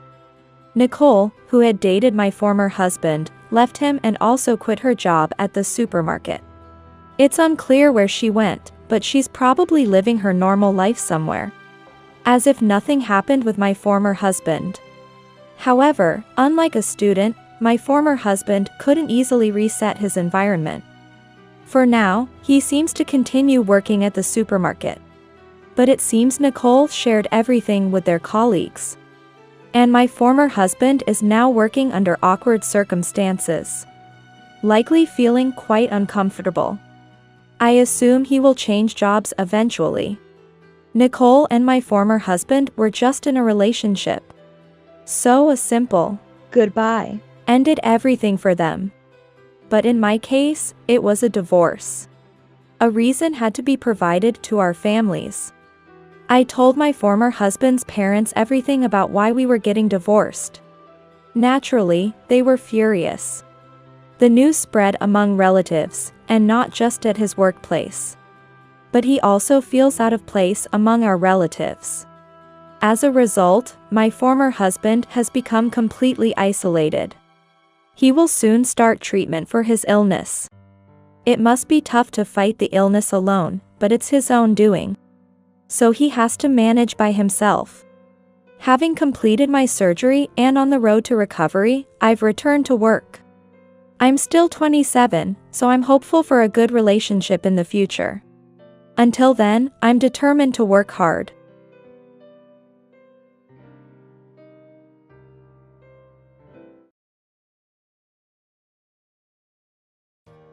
Hey. It's been forever, and the money still hasn't been transferred. What's going on? Transferred? What are you talking about? Contrary to my calm response, my ex-husband, Tony, was getting angry and impatient. $10 million, $10 million. You said your sister was going to inherit it all, didn't you? Although my ex-husband confronted me, I casually dodged his accusations. Looking at my sister, Katie, standing at the entrance to the living room. Her face was filled with regret. Sis, do you have the will? Katie's face shot up as if she was struck. She rummaged through her bag and produced a will, unmistakably in our father's handwriting. From the depths of a drawer, I presented the will I had received from our father. Wait, this is completely different. My name is Stacy. I'm a 25-year-old office worker who married Tony. A childhood friend 2 years my senior, 2 years ago. Currently, I live in an apartment about a 2-hour drive from my parents' home. My sister, Katie, who is the same age as my husband, lives at our parents' home without working. Our mother passed away from illness when my sister and I were young. And our father raised us by himself. My father was the president of an import company. And by societal standards, my family would be considered wealthy. Although I missed having a mother, I never struggled financially. Thanks to my father, for which I am endlessly grateful. Katie has been living off our family's wealth, with no restraint. My father never harshly kicked her out or insisted she work. Of course, if I wanted to quit my job and return home, my father would happily welcome me back. However, I've always wanted to stand on my own 2 feet without relying on my family. I worked hard as a professional, lived on my earnings, and married my childhood friend. It was the ideal life I had envisioned. Everything changed recently when my father passed away. He suffered a heart attack in his sleep and never woke up. Upon receiving the news from my sister, I rushed home but could not come to terms with the situation during the wake and the funeral. When my mother died, I was only 2 years old and hardly remember anything. Losing a close relative since gaining a sense of consciousness felt like being torn apart. I haven't even been able to do enough for my parents. Regret poured out along with my tears. I lamented not visiting my parents' home more, despite living nearby. Because I was too caught up in work. I wish I had seen my father's face more. I wish I had taken him out more. Regret kept piling up in my heart. Contrary to my sorrow, my sister was calm, even cruelly so. How much do you think all the inheritance will amount to? Inheritance? Talking about money so soon after he passed away. In front of the portrait, my sister dared to start talking about the inheritance. It was as if she had been waiting for our father to pass away all along. With $5 million, one could live a life of leisure forever. Stacy, make sure you share properly with me, okay? Even my husband, who had come with me to my parents' house, said such a thing. These people are not human. They don't mourn my father, all they talk about is money. I knew my sister was like this, but I never thought my husband could be so heartless. There might be a will, right? Should we look for it together later? Yeah. I agree. Their conversation sounded distant to me. I left my parents' home feeling dizzy. If they were looking for the will, it was already in my possession. My father had entrusted it to me while he was alive. It stated that I would inherit $10 million and that all the real estate owned would be left to my sister. Reflecting on it, my father must have known about Katie's reckless spending when he wrote that will. A colossal fortune of $10 million would vanish like bubbles if left to Katie. Thinking of what was best for Katie, my father decided it would be better to leave her real estate, which would provide a steady, long-term income. It was his way of showing concern for Katie and, simultaneously, a testament to his trust in me. So, how much did you end up getting? My husband, having returned from our parents' home, abruptly asked me this question. Didn't you find the will? No, Katie found it, but she wouldn't show it to me. It had her name on it, so she said she didn't intend to show it to anyone else. You have one too, right? Confused about my father's intentions, I wondered why he prepared 2 wills. Considering Katie hasn't stormed in here yelling, the will found at the family home must have been favorable for her. However, she would prefer $10 million over any real estate. Could the will I have be different in content? A possibility flashed through my mind. What I'm set to inherit is $1,000. I think the rest will probably be inherited by Katie. My husband's eyes gleamed suspiciously. Is Katie inheriting everything? Yes. It's about $10 million, I believe. I just remembered I have something to do. He turned his back to me and hurriedly left the living room. I couldn't chase after him due to the speed of his departure, and I silently watched his back as he left. From that day forward, my husband began to treat me coldly. The number of mornings he returned home without contact increased, and when asked where he had been, he'd evade the question, claiming he was just out for a drive. Seeing my husband always carrying his smartphone, which he usually left lying around in the living room, I began to suspect infidelity. However, time passed without me being able to find any solid evidence. A month after my father's death, when I came home late from overtime work, I noticed the lights were on at home, which was unusual for this time. Familiar women's shoes were at the entrance. Opening the living room door, I saw Katie leaning familiarly against my husband. Welcome back, Stacy. She spoke to me without detaching herself from my husband's arm. What's this about? I asked without even taking off my coat. I've decided to marry Katie. He said it as if it were nothing. Marry? You're not even single. What are you talking about? That's why I'm saying I'll divorce you and then marry Katie. It felt as if the ground was crumbling beneath my feet. My sister, sitting next to my husband, looked at me triumphantly. I wanted to cry, but no tears came. It seemed I had cried them all out when my father died. I knew why I wasn't as sad as I thought I'd be. Does my husband truly love Katie? We have always been together since we were kids, and he chose me as his spouse. It seemed Katie saw my husband as a potential romantic partner, but his eyes were always on me. I knew the reason behind my husband's sudden change of heart. Are you okay with this, Katie? Because Tony is after the inheritance, right? My words halted in my throat, stopped by Katie's sharp gaze, warning me not to continue. Don't get it wrong. Tony told me he likes me more than you. Do you understand what that means?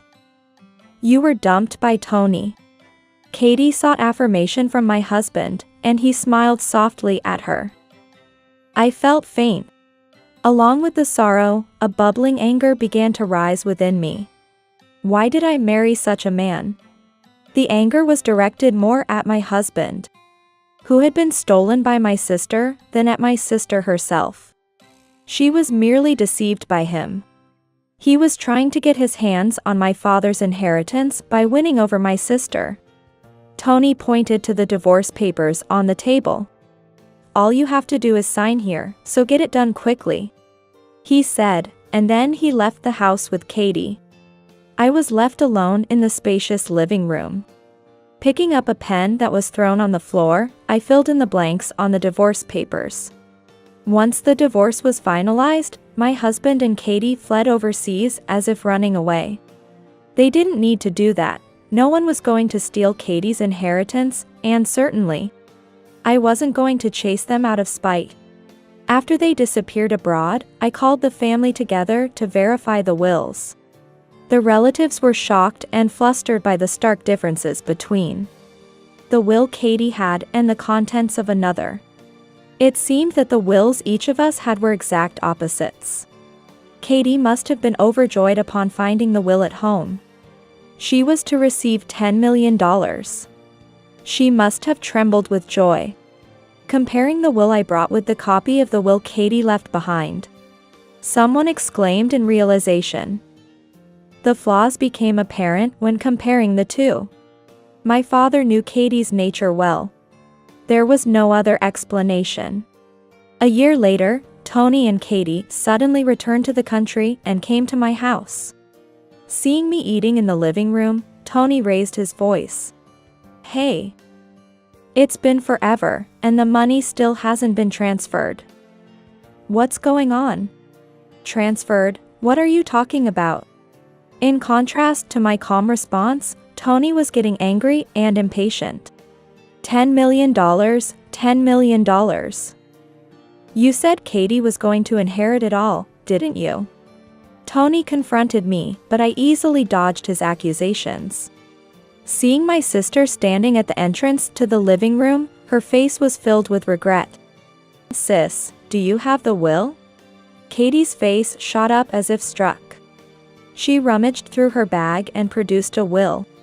Unmistakably in our father's handwriting, which clearly stated, Katie is to inherit $10 million, and Stacy is to inherit all the real estate. I presented the will I had received from our father from the depths of a drawer. Stacy is to inherit $10 million, and Katie is to inherit all the real estate. It read, causing Katie's face to contort. "Wait, this is completely different," Katie exclaimed almost like a scream as she compared the two wills. Tony snatched the will from my hands, quickly scanned it, and began to tremble. "The one you have is fake. Katie is supposed to inherit $10 million. Right. That's the one you wrote yourself, isn't it?" I brushed off their accusations. "Take a good look. It's clearly in Dad's handwriting. And the fake will is the one you, my sister, have." My calm statement brought their actions to a halt. A will without a date is invalid. Did you know that? I showed them the will I had, with our father's signature and the date of creation at the bottom. In contrast, the will Katie held had our father's signature, but no date of creation was written. Dad knew that you would be dazzled by the amount of $10 million. And wouldn't check the date properly. He had anticipated that as long as you believed the will you had was real, you wouldn't try to abscond with the inheritance until the distribution began. Katie collapsed to the floor on her knees. "So, what I received was, yes, not $10 million, but real estate. Dad left all his real estate to you, Katie. Of course, I had it verified by all the relatives, and we've inherited everything accordingly." Katie, possibly shocked that she didn't receive $10 million, had tears in her eyes. Tony seemed unable to accept reality at first, but then, as if a thought struck him, he suddenly brightened up and started talking to Katie.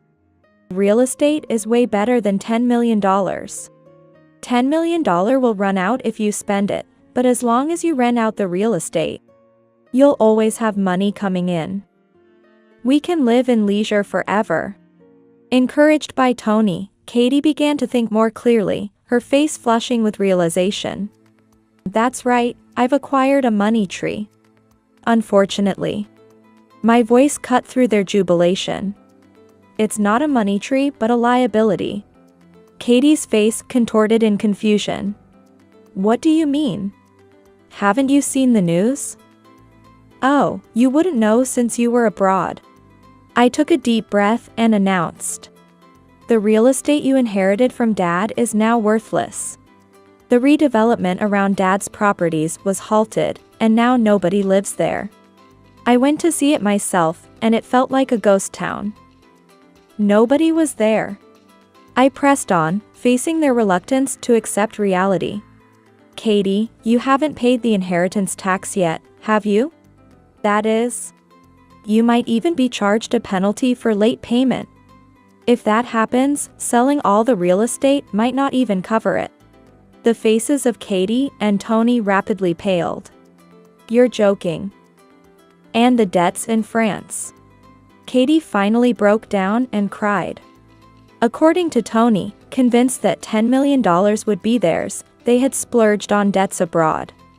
But a year had passed with no sign of the money being transferred. Only the repayment date for their debts was drawing closer. After being cornered, they hurried back to the country to check the situation. Tony, glancing at me from time to time, approached me with a cajoling tone. "Hey, don't you think we can start over?" I realized that I do love Stacy.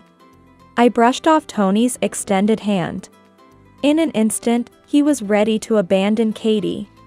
As soon as he realized $10 million would be mine, he flipped his stance. "I don't think we can start over at all. You're just after the money, aren't you?" No. I do love Stacy." "So, you lying about loving me more than Stacy was a lie?" Katie's eyes widened in shock as she confronted Tony. "Who would love a jobless, debt-ridden woman like you? That's terrible. You were deceiving me." Their argument escalated quickly, beyond any reasonable control. Honestly, I didn't know what to do. They no longer cared about me, as they were too busy hurling insults at each other. I wondered if I should tell them the truth. After a moment of thought, I spoke up. "Sorry to interrupt your argument, but..." "Oh, so you've decided to remarry me?" "No, that's not it. I just wanted to let you know that I don't have $10 million anymore. It's troublesome if you're counting on money that's no longer there." "It's gone?" Katie blinked in surprise, clearly taken aback. "I bought a condo that was scheduled for construction. The rest, I donated. So no matter how much you look, there's not a single penny left with me." The two stared at me in stunned silence. After inheriting $10 million, I promptly paid the inheritance tax and thought about what to do with the remainder. I could have donated it all.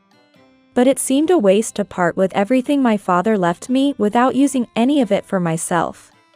This spring, I bought an entire condo building that's scheduled to start construction near the station. I thought, unlike Tony, having real estate income would secure my future. The rest was donated to organizations for children who had lost their parents. I was fortunate because my father was a company president even though I lost my mother. But I know that's not how it works out for most people. Guilt, like sediment, settled within me from growing up in a privileged environment. Felt slightly alleviated. I can live on my own, with my earnings. I'm different from my sister who lived off our parents' home and Tony, who tried to ingratiate himself with the wealthy. They were crestfallen, but I had no intention of offering them a lifeline. Their situation was entirely of their own making. Well, my words were met with hopeful gazes. I won't say I'll help them out. Let's start with calculating the taxes. Then, sorting out the debts. Don't worry, we'll figure something out. My cheerful declaration was met with their looks of despair. In the end, the combined total of their taxes and debts amounted to $3 million. The real estate Katie inherited was practically worthless, barely fetching a price at sale. Even more troublesome was dealing with foreign lenders. It seems they went as far as coming to the country to collect, leaving the two constantly worried about their whereabouts being discovered. Moving from job to job across the country, they had repeatedly asked family and relatives for help. but everyone deemed it a consequence of their actions and refused to lend a hand. Naturally, there were practical reasons as well. No one wanted to attract the attention of loan sharks by carelessly offering help. Thanks to the purchased condominium, I remained busy at work but had some financial leeway. On my days off, I volunteered with children from single-parent families, leading a fulfilling life. Recently, there's been talk of me taking over my father's company. The person who succeeded my father as president has expressed a desire for me to take over. I've put off answering, citing a lack of experience. But I plan to take up my father's mantle once I've gained more experience and matured as a person.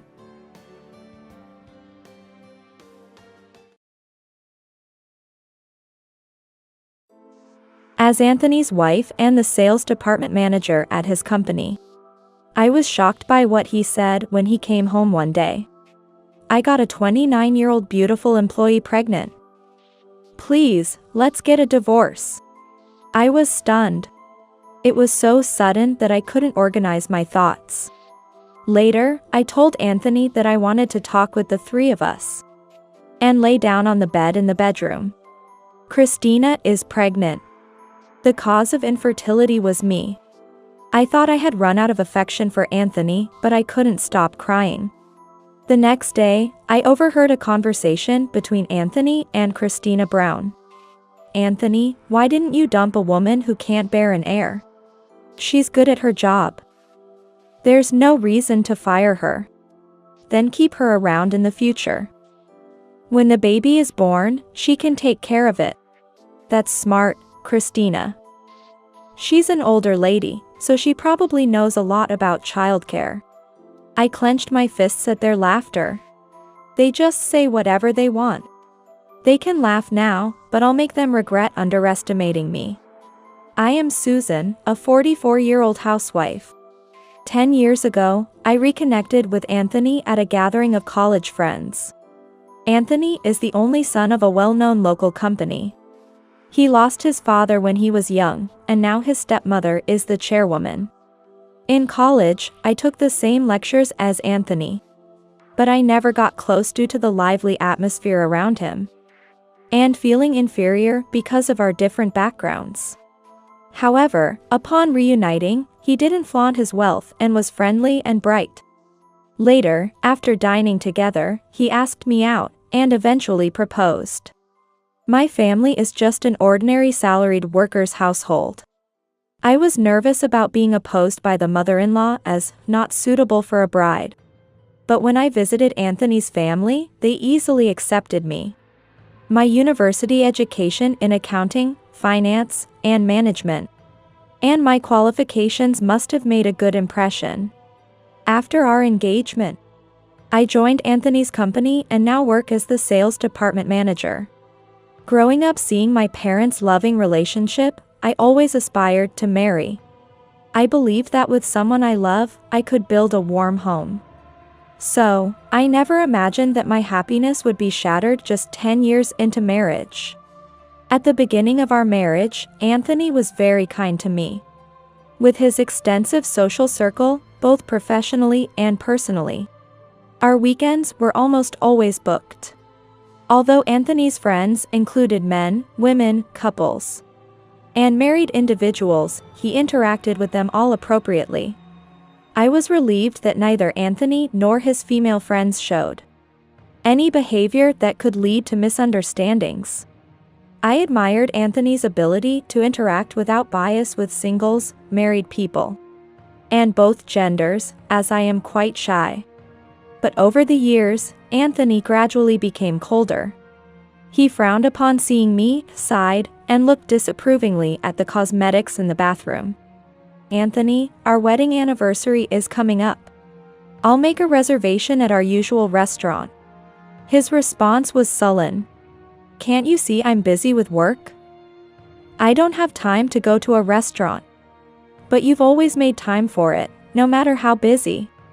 Anthony sighed deeply and said in exasperation, "If you want to go that badly, go alone." Still in a honeymoon phase? I was hurt by his harsh words. He must be tired and irritated, I thought. I sent him a tie from his favorite brand for his birthday, but he didn't appreciate it. Susan, you have no taste. I'm tired of this brand. Why do you keep adding to the useless stuff in the drawer? I'm sorry. I researched online and even visited the store to carefully select it, but to be spoken to like that. I don't remember doing anything to anger him. Despite claiming to be busy, he regularly went out with friends. Could it be that he doesn't want to go out with me? That thought crossed my mind. Then, a decisive event happened. I was excited to get ready when invited to go to the mall. Dressed in new clothes, and with my makeup done especially for a private outing. I waited happily for Anthony to get ready. But when he saw me, he smirked. What's with that outfit? A skirt at your age? It's unseemly.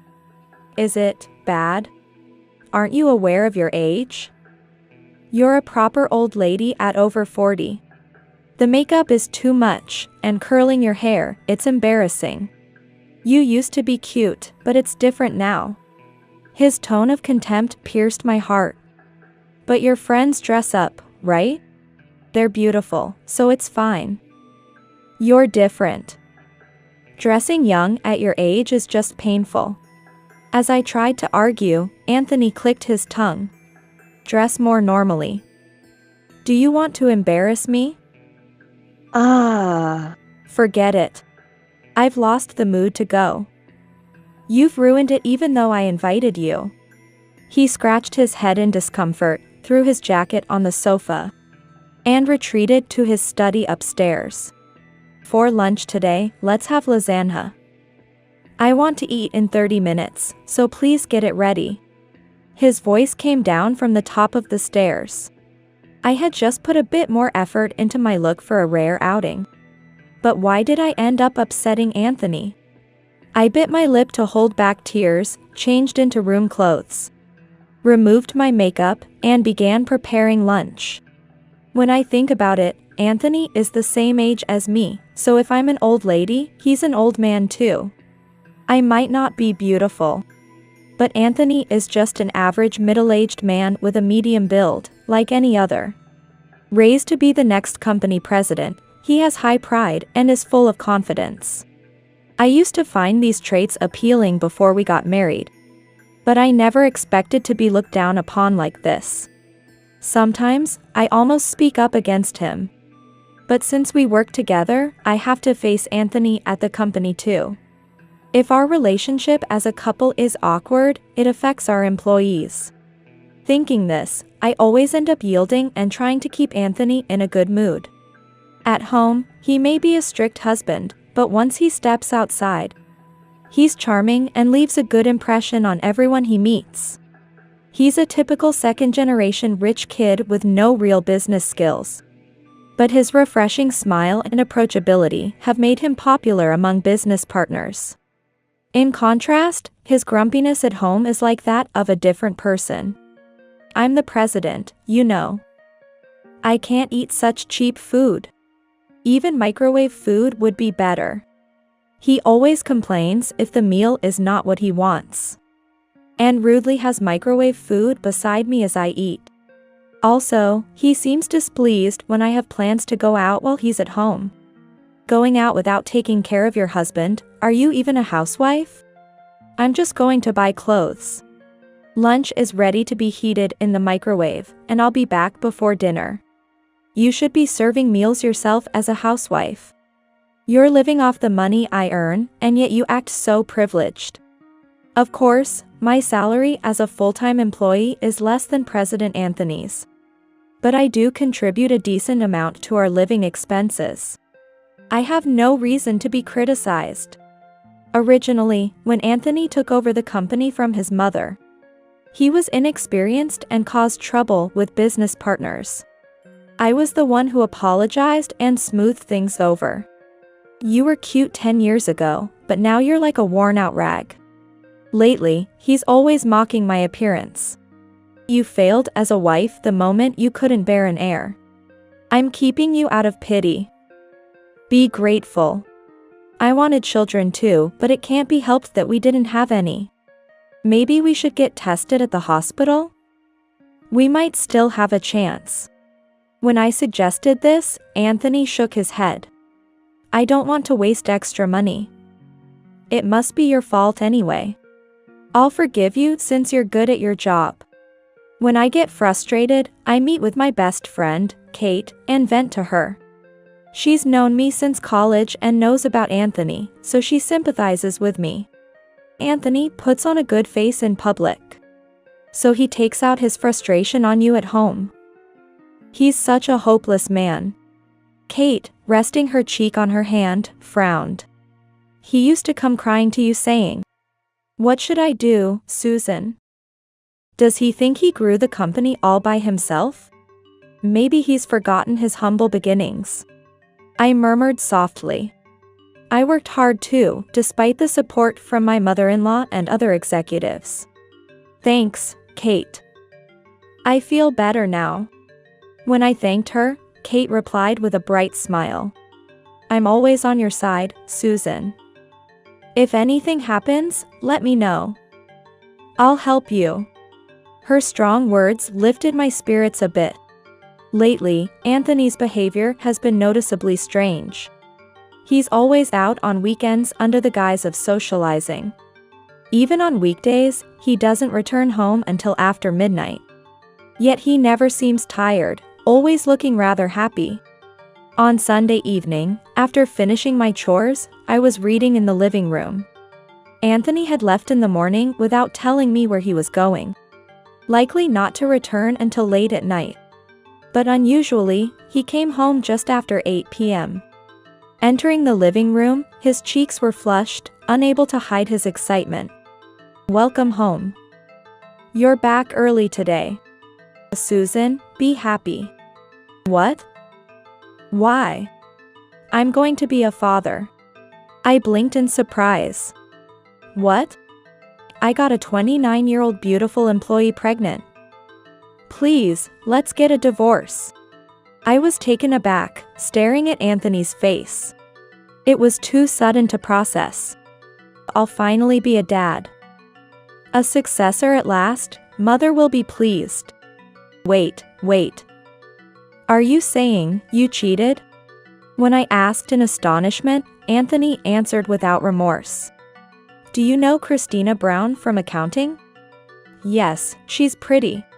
Right, beautiful and in shape. Still in her 20s, and she's good at her job too. Women are best when they're young. I knew Christina was beautiful, but it was the first time I heard she was competent. So, you're no longer needed. Let's get divorced. His blunt statement annoyed me. Over these 10 years, my dissatisfaction with Anthony has accumulated. And I have no attachment to our marriage. But I'm not so naive as to agree immediately. If he's been cheating, I'll have to demand a substantial compensation from both of them. I'm troubled by your sudden request. Can you invite Christina Brown to our house later? Let's discuss this, the three of us. After I said this, Anthony's voice became lively. Got it, I'll let her know. Watching Anthony's happy stride as he went to take a shower, I closed my book. I went upstairs to the bedroom and lay on my bed. I felt a sense of emptiness. I was more devastated by the fact that a child had been conceived than by the shock of the affair. Anthony had always wanted an heir. Of course, just because he wanted one didn't guarantee it would be a boy. But before that, I hadn't been able to get pregnant. If Christina was pregnant, it implied the issue was with me. Would Anthony and I have been happily raising a child together by now? If I had been able to conceive. I thought my affection for Anthony had long since run out. But I couldn't stop the tears from flowing. The next day, with swollen eyes, I went to work early and brewed myself some coffee to wake up. As I was about to leave the hallway, I overheard a conversation between Anthony and Christina Brown. Was she shocked? Yeah. She was stunned. She really didn't notice the affair? That's hilarious. It's been going on for 2 years. Christina chuckled. Anthony, why didn't you dump her sooner since she can't bear an heir? She's useful as a housekeeper, and she's good at her job.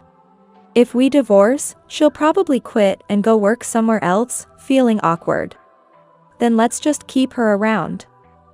We can dump her anytime. Once the baby is born, she can take care of it, being the president's child and all. To this outrageous suggestion, Anthony responded with admiration. That's smart, Christina. She's an older lady, so she probably knows a lot about childcare. If we say it's for the child, she'll probably listen. They both laughed loudly, and I clenched my fists. They just say whatever they want. They can laugh now, but I'll make them regret underestimating me. After making various preparations, I told Anthony to invite Christina to our house in 2 weeks. On the day of her arrival, Christina came over like she was visiting a friend's house. Thanks for having me. Wow, Anthony's house is really nice. I've always wanted to come here. Christina's eyes sparkled as Anthony arrogantly spoke. You should have said so sooner. I made her cook and entertain you. Ignoring my grimacing face, Christina looked around the room curiously, wandering around. This kitchen is so spacious and stylish. It's totally different from my one-room apartment. Your place was cute too. It felt like a young woman's home. Really? Can I see the other rooms, Anthony? To her brazen request, Anthony grinned and led the way. This is the guest room, and next to it is the sunroom. A sunroom? I want one in my house too. Oh, there aren't many houseplants. Such a waste of this spacious area. Is this Susan's preference? Christina complained about the space with a glass table, an indoor hammock, and only 2 potted plants. She's here to apologize for the affair, yet she criticizes the interior of my home. What kind of person is she? No, a normal person wouldn't propose having the president's wife raise her child. Nah. Forget it. Susan is different from you, kind but kills plants quickly. She must be disliked by them. Really? Poor Susan. They both laughed heartily, and I bluntly said, You came here to talk, right? Let's sit at the table and start. Anthony and Christina sat on the sofa across the table, and I began. I want to confirm again. Christina, you are pregnant with Anthony's child, right? They both nodded. Susan, I'm sorry. But this is fate. Christina's eyes welled up with tears, and she clasped her hands together in a pleading gesture as she looked at me. Her overly familiar manner of addressing me grated on my nerves. The baby coming to me means that Anthony and I were meant to be together in a past life. Marrying you was a mistake. To correct this and restart our lives, we can't make Anthony and you unhappy. I love both of you, so I can't allow that to happen. Christina's absurd logic made me smirk. Her self-justification was so extreme that I moved beyond anger to disbelief. I truly love Anthony. So please, let me have Anthony's baby. I beg you.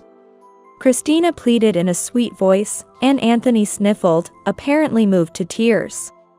I love Christina too. It's sad for our child to be born without a father, especially since it's the heir of Takeda Industries. We need to raise it together. They sat close together, making a serious appeal, and my feelings only soured. This incident completely extinguished any remaining affection I had for Anthony. I had no desire to continue as husband and wife. Fine, but I'm quitting my job. What? Keep working. Anthony frowned. You'll struggle to find work at your age if you quit now. Considering your past contributions, I'll let you stay at the company. Really? With my qualifications in management, I'm sure I can find something. Anthony, you're so kind. Since the president is saying so, Susan, you should stay at our company. I don't mind at all. I sighed as I glanced sideways at the smiling Christina. It's impossible. Because that woman. She paused for a moment, then dropped a bombshell. She's been embezzling money from the company. What? Christina's eyes widened for a moment before she avoided Anthony's gaze. And uncomfortably looked down at the floor. What did you just say? Anthony was visibly shaken. I kindly explained. This woman has been pocketing entertainment and travel expenses. She'd fill in blank receipts with whatever amounts she wanted. As Anthony's face turned pale, I continued calmly. It's been going on for 2 years, and nobody noticed except for me.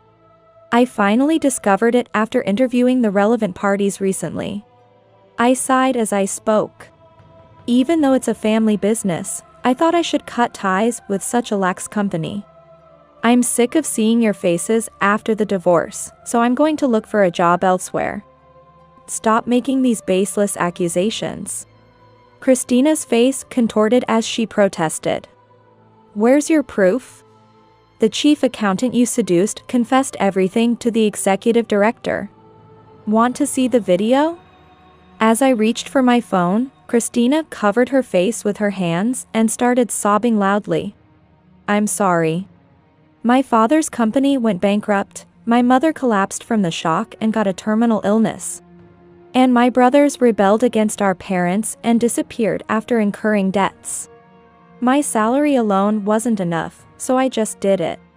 Christina sobbed heavily, as if she had prepared eye drops beforehand. Anthony was easily fooled and hugged her, looking somber. That's tough. You should have told me. I didn't want to trouble you, Anthony. I used all the money to pay off debts. I can't pay it back now. Anthony seemed to genuinely believe her blatant lies. Though she probably squandered the money herself. Don't say that. We're not strangers. Crying too much will harm the baby in your belly.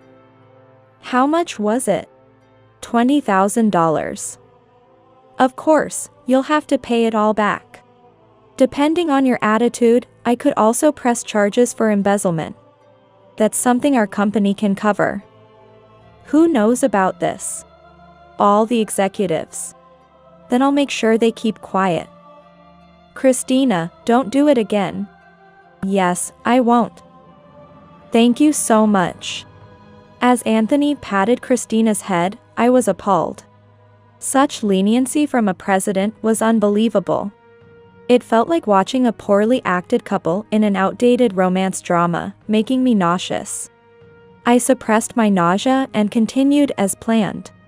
So, Christina, were you working at a nightclub to help your family too? Anthony momentarily looked disturbed, but quickly pretended it was nothing. Our company doesn't prohibit part-time jobs. But you should have reported it. I'm sorry. I didn't miss the stiffness in Christina's face. I smiled as I laid out photos on the living room table. This kind of behavior seems harmful to the baby, honestly. But if it's your choice, Christina, I guess it can't be helped. Christina's expression shifted instantly. She snatched the photos from one end of the table. What's this? It's you with customers. Anthony, you probably don't want to see this, right? While Christina responded with a forced smile, I laid out another set of photos in front of Anthony. He gasped. Understandably, as all the photos showed Christina entering hotels with different men, indicating intimate relationships with multiple men. Christina hastily gathered all the photos, but it seemed too late. Lost for words, Anthony listened as Christina desperately made excuses. It's not what it looks like. I felt sick during dates outside the club and went in to rest. I didn't do anything wrong. Believe me, Anthony. Christina pleaded with sparkling eyes, but even Anthony looked stunned. Really? You don't believe me, Anthony. That's awful. You're the only one for me. Clinging to his arm and passionately pleading, Anthony's expression turned bitter. I sighed and stood up. I brought out my personal laptop from the bedroom, inserted a USB from the private investigator, and played the damning audio evidence. Anthony clutched his head as the indecent voices filled the room. Stop it, please. It seems hotel walls are quite thin. Easy to record through them. Amazing technology, isn't it? As Christina approached me with a demonic look, she hurled insults. You shameless woman. Are you doing all this just to break us up? You don't care about Anthony's feelings, do you? You're okay with hurting him. I'm simply exposing the truth. You're the one who hurt Anthony. Are you really pregnant? Or do you just want to be the president's wife? That's not it. I'll start showing soon. It's definitely Anthony's child. With your history, who knows whose child it is? A mother's intuition. Intuition, huh?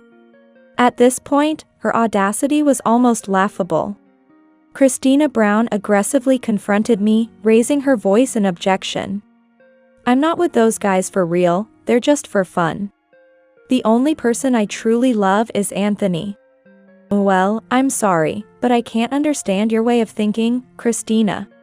I shrugged my shoulders in resignation and then turned to Anthony. What about you, Anthony? Would you still raise a child as your heir if it turns out to be nothing like you? Well, that's... Caught off guard by his hesitation, I threw a sarcastic comment. So any boy will do, even if he's not your own? Just like a cuckoo bird? What? It's my child, so it's not someone else's. And you, who can't even get pregnant, have no right to talk. Christina exploded with anger. You know, you've always acted so high and mighty despite being ugly. I've hated you since I joined the company. Just because you're good at your job doesn't give you the right to boss everyone around. She glared at me, furiously lashing out. Always telling me not to flirt with the male staff or use my charms on the bosses. You're so annoying. As I remained silent, Christina grew more emboldened and continued in a vulgar tone. You're just jealous because you're ugly, right? You thought you were a winner by marrying the president, but too bad for you. Christina laughed shrilly. Hey, enough of that. Anthony seemed exasperated by Christina's rudeness. He tried to stop her by pulling on her sleeve, but the heated Christina kept hurling insults. You can't have children, and you're not even attractive. In the old days, you would have been divorced long ago. But you're lucky to live in these times. It's only because Anthony is kind that he kept a defective product like you around. But that's over now. Hand over the president's wife position to me. And go back to being single, old woman. Fed up with responding, I tuned out Christina's ranting and raving when suddenly the living room door opened.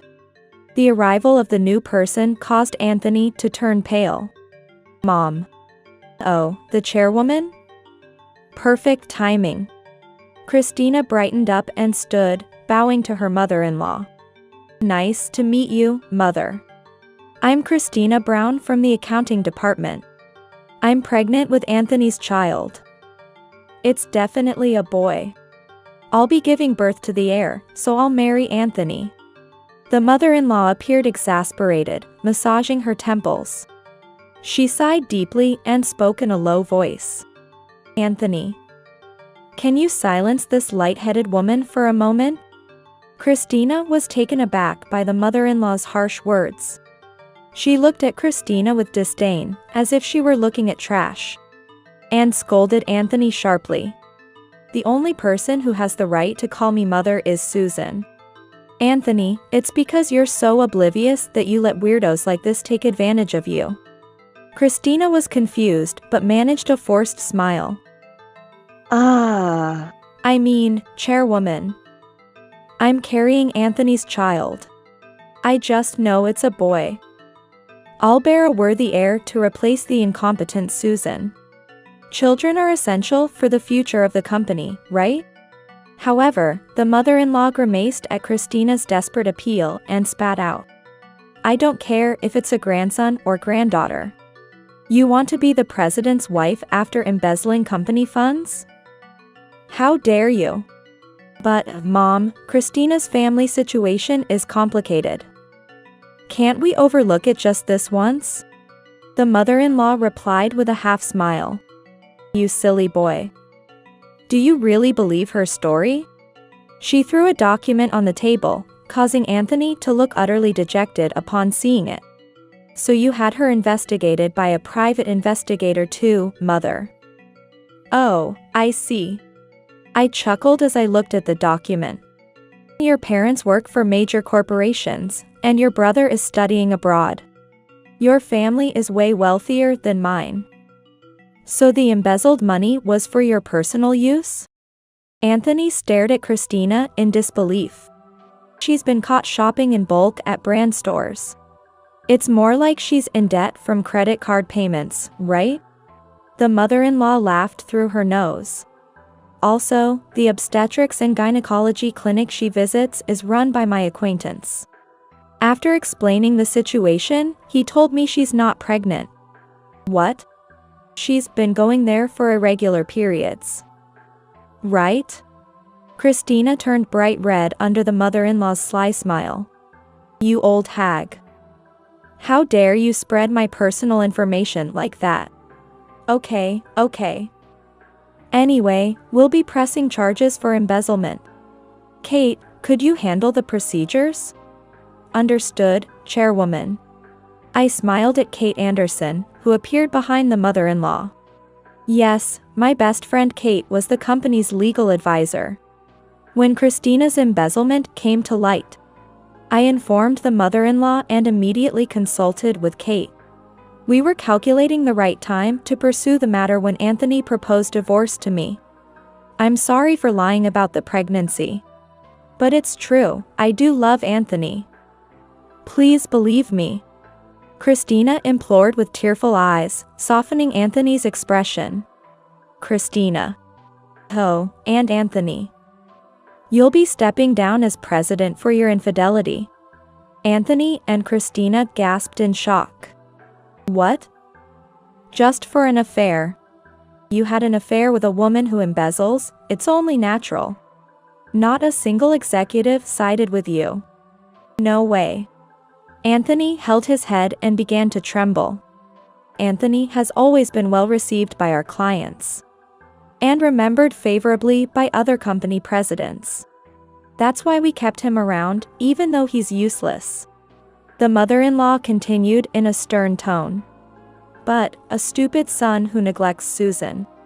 Who has contributed to the company. And cheats with a brainless young woman is frankly useless to us. No, you can't be serious. Fired? Please, have mercy. I was deceived by Christina. Anthony raised his voice, almost crying. Mom, I was wrong. It was just a momentary lapse in judgment. I'll break up with Christina, so please let me stay at the company. I can't start over at my age. Anthony begged pitifully, clinging to his mother, as Christina seemed turned off by his behavior. What? You were so smitten with me. And now you just flip like that when your mom threatens to abandon you? You're the worst. Christina's anger flared. I only got close to you because you were the president. I wouldn't have given a second glance to a greasy old man 15 years. My senior if he were just a regular employee. Huh? You said you fell for me, even without my title. You lying woman. Believing that makes you an easy mark. That's why I could deceive you. Christina's words made the mother-in-law shake her head in dismay. Both of you are as bad as each other. In that sense, you're a perfect match. Just then, the doorbell rang. Checking the monitor at the entrance, a police officer was standing there. They had come in a patrol car without sirens, considering the neighbors. Christina appeared shaken, not expecting to be actually arrested. When the officer entered the room, Christina started to flirt with him. "Officer, please listen. I was deceived by the chief accountant. We'll discuss this at the station. Please come with us." Dismissed coldly by the detective, Christina clicked her tongue and was escorted away in the patrol car. Anthony, who had been watching dumbfounded at the door, returned to the sofa with unsteady steps and slumped down. The same day, the complicit chief accountant was also arrested. However, since both were first-time offenders, they were soon released. Having spent all the embezzled money, Christina had no savings and had to borrow money to repay the stolen amount. And my compensation. Having been fired from the company, she resumed working at the nightclub and took up additional part-time jobs during the day. She ended up working tirelessly, day and night, weekdays and weekends, and seemed to have no time to care for her appearance anymore. When I saw her on the street recently, she was gaunt and bore no resemblance to the beautiful employee she once was. As for Anthony, after the divorce, he was spared from being fired thanks to his mother's mercy, and was transferred to a regional branch. The story of his demotion spread among the employees, and Anthony continued his work in a hostile environment. Cut off by his mother and having spent all his savings on my compensation, Anthony even begged me for reconciliation. "Susan, I was wrong. I won't cheat again, let's start over. A divorced man is in trouble financially, you won't abandon me, right? Why don't you ask those young girls you love so much to pay your living expenses?